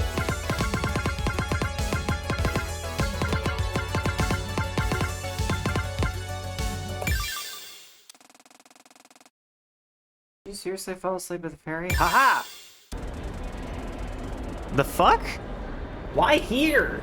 Wait, why here? We're the ferry terminal. Isn't that like across town? If you put me in the pear wiggler, I'm eating the pears. All of the pears are going to be weird, slightly overripe and gross. That's okay, you didn't deceive me. Anyway, I felt myself fly through time and space. That's the first point she leaves the hospital? I guess. And eventually I reached a body that felt so distant from mine, I couldn't help but exclaim. Whoa. Damn. Allison jumped a little. Huh? Saturday? Are you okay? You look, well, honestly, you look drunk all of a sudden.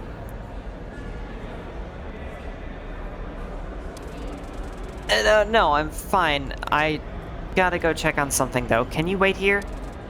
What? Check on what? I started running out of the door, Allison's shouts getting distance. Huh? Saturday? Come back! There was no time to worry about that. I dashed through the streets of an island village that took a completely different feel to me now. It had been months since I'd been here. When you live your life in ignorant bliss, you don't ever stop to notice the little things around you. And when you leave that bliss, you wish you had them back. I realized this now as I ran through the seaside streets towards the ruins of the museum. Damn. The Dustbreaker really was committed to make this all feel real. Feel safe. I lamented it once more. The fact that I was choosing to leave behind such a world for a cruel reality, but my conviction would never sway again. We're getting out of here. The ruins of the Geology Museum were in a lot different state than I expected them to be. Instead of being a burnt pile of a crisp, the general frame of the building remained, but there were clear signs of burn damage. It didn't take long for me to find what I was looking for. Ha! That's hilarious. The weak spot was in the exact place I'd collapsed after making it out of the museum. Much like the one in the Tokyo basement, it allowed remote terminal access. Okay, that's all fine and dandy, but I need to find a way to access this in the present time. Are there any other functions we can use? I scrolled through the help command's output and smiled. Alright, 1028. I see you watching. I'll owe you one for this. A command had appeared that wasn't there the last time I'd pulled up the command list. A gate command. Using this, I could allocate simulated objects of the world to act as gateways of sorts to other simulated objects, effectively creating a teleporter. Has this got something to do with the rocking horse? With one condition, the objects had to inherit from the same object class and be distinct enough that the codes that scans objects wouldn't trip over itself trying to scan too many. For Tanegashima, this was easy enough. Tanegashima was known for its space station, and was a large enough aspect of its tourism appeal. There were lots of toy rocket ships and memorabilia sold all over the island. Linking that one in Tokyo seemed like the way to go. But the Okawachi Shrine was a different story. It was in the middle of the forest, and nothing around was distinct enough that the gate function would allow itself to scan all of them. Shrine gates, trees, roads, all of these were very commonplace in Japan, obviously. Is there anything we can use? Oh. Oh my fucking god. The rocking horse! Yes! The fucking rocking horse! I knew it, of course! It almost felt too perfect. Why the hell was that horse there? What was its significance? We never found out, but now it all made sense. Did Storyteller put it there, seeing all of this in advance? No, that can't be it, right? Or was it you? Was it me? I suppose it didn't matter. I applied the properties to the gate command and ran it. Sure enough, the link seemed to be established. I ran over to the store across the street. So then, if I touched the little display rocket here, I touched it and a large shock overtook my entire body. But it didn't hurt. I felt myself being ricocheted across space. I rematerialized in a familiar space. A small hobbyist entertainment store in Ginza. Oh, this is the place that Chio went to. I think it was Chio, right? Or was it Eri? I think it was Chio. This place? What? Is this seriously the only place in Tokyo area that sells Tanegashima merchandise? What the hell? I guess that makes sense. I better get back. I tapped the toy spaceship again and I felt myself warp back across the world. When I arrived at the Geology Museum's ruins, I erupted in maniacal laughter. I couldn't help it. This is insane! What the hell is even happening anymore? Holy shit! In the past 24 hours, I'd broken so many fundamental laws of reality. Because it wasn't reality. This world was a game, and I was finally playing it like one. And it's a game I intend to win, goddammit. But I'd fulfilled what I came here to do, which means I needed to get my act together and get back to business. You know what to do, right? I'll leave it to you then. I'm assuming I can save this Saturday and load it all back. Story Lock 6. You should know what to do by now. I probably do. Unless I just so happened to have saved at the wrong little line of dialogue.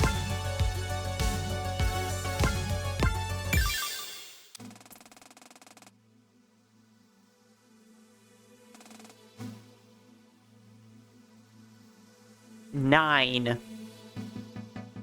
Why is that 9 now?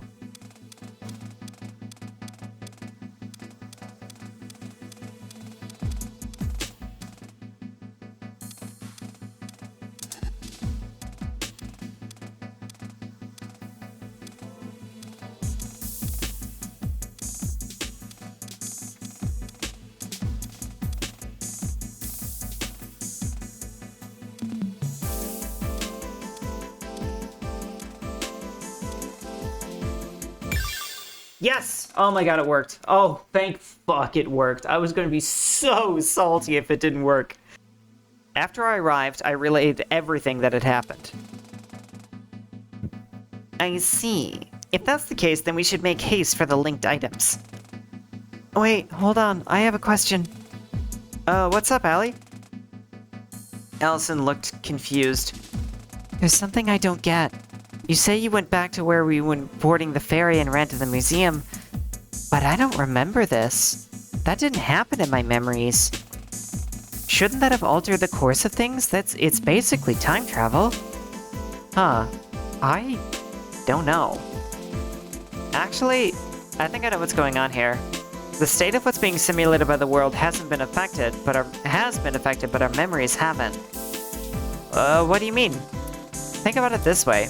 That shop that you teleported into was the one that Katomi later visited in Ginza. Oh, it was Katomi. If you were to ask the shopkeeper there, she would likely remember both those things happening. But if you were to ask her before you rewrote what happened earlier in the simulation, she would only remember Katomi entering. Wait. Does that make the Allison that got confused by me running off... simulated, maybe? But then... doesn't that mean all of you are simulated? We only got to this point by reloading a bunch. No, I don't think so. Okay, how do I explain this? The key thing just to remember here is that all of us are just collections of our memories, emotions, reactions, and data. Well, other than the Nichibotsus. This isn't a real world, so our real bodies are still in the real world, stored in cold storage pods. If what you told me about the storyteller's glances into Layer 3 was accurate. Saturday of Theseus, yes. I didn't have a good chance to put that in the story, but it was the truth. During your time in Layer 2, Storyteller managed to briefly observe the state of Layer 3 just to survey what happened to our original bodies. We were all in cold storage pods under surveillance by the Japanese military. Ooh, fuck.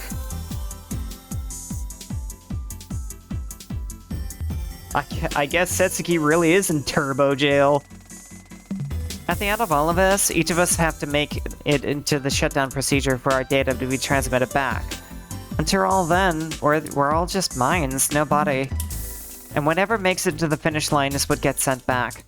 All our memories are real, and our reactions are real.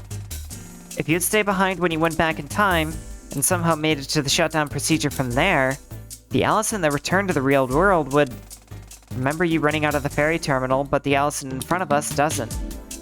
Neither is more real than the other, I think. It was all really complicated, and we certainly didn't have time to be worrying about it now. We don't have time for this, though. I'm sorry. We need to get moving, because you set up that link in Tanegashima. We only need to worry about the gateway to Kagoshima. Right. Let's go to the Sunrise Building basement. From there, I'll set up the Kagoshima gateway, and then we'll split. Right, let's go. Okay. That was a lot.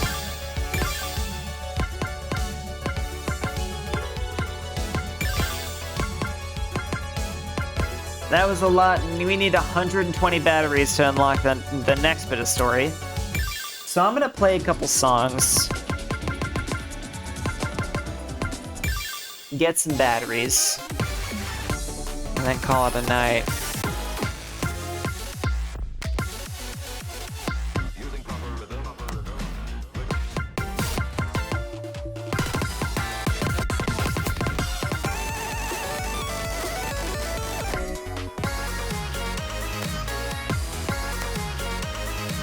I don't know why, but I have a very hard time with the middle version of this song.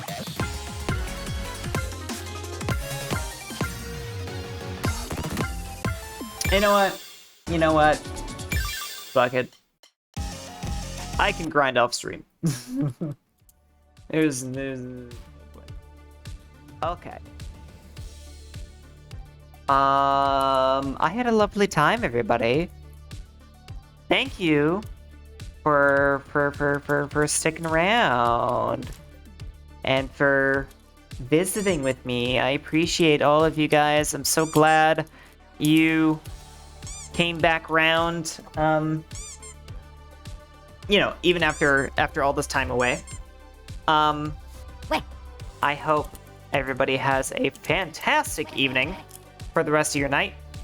Yes, I'm super happy to be meeting you, Forever Flame, and to integrate you into our funny little community. So yeah, I'm tired, my brain is melty, and I am still fighting this migraine. So I'm gonna let you guys go. Please, everybody, be well. Yourself and others. Until I see you next. And I eagerly await you guys all in the next one. Have a great night now. Ciao, ciao.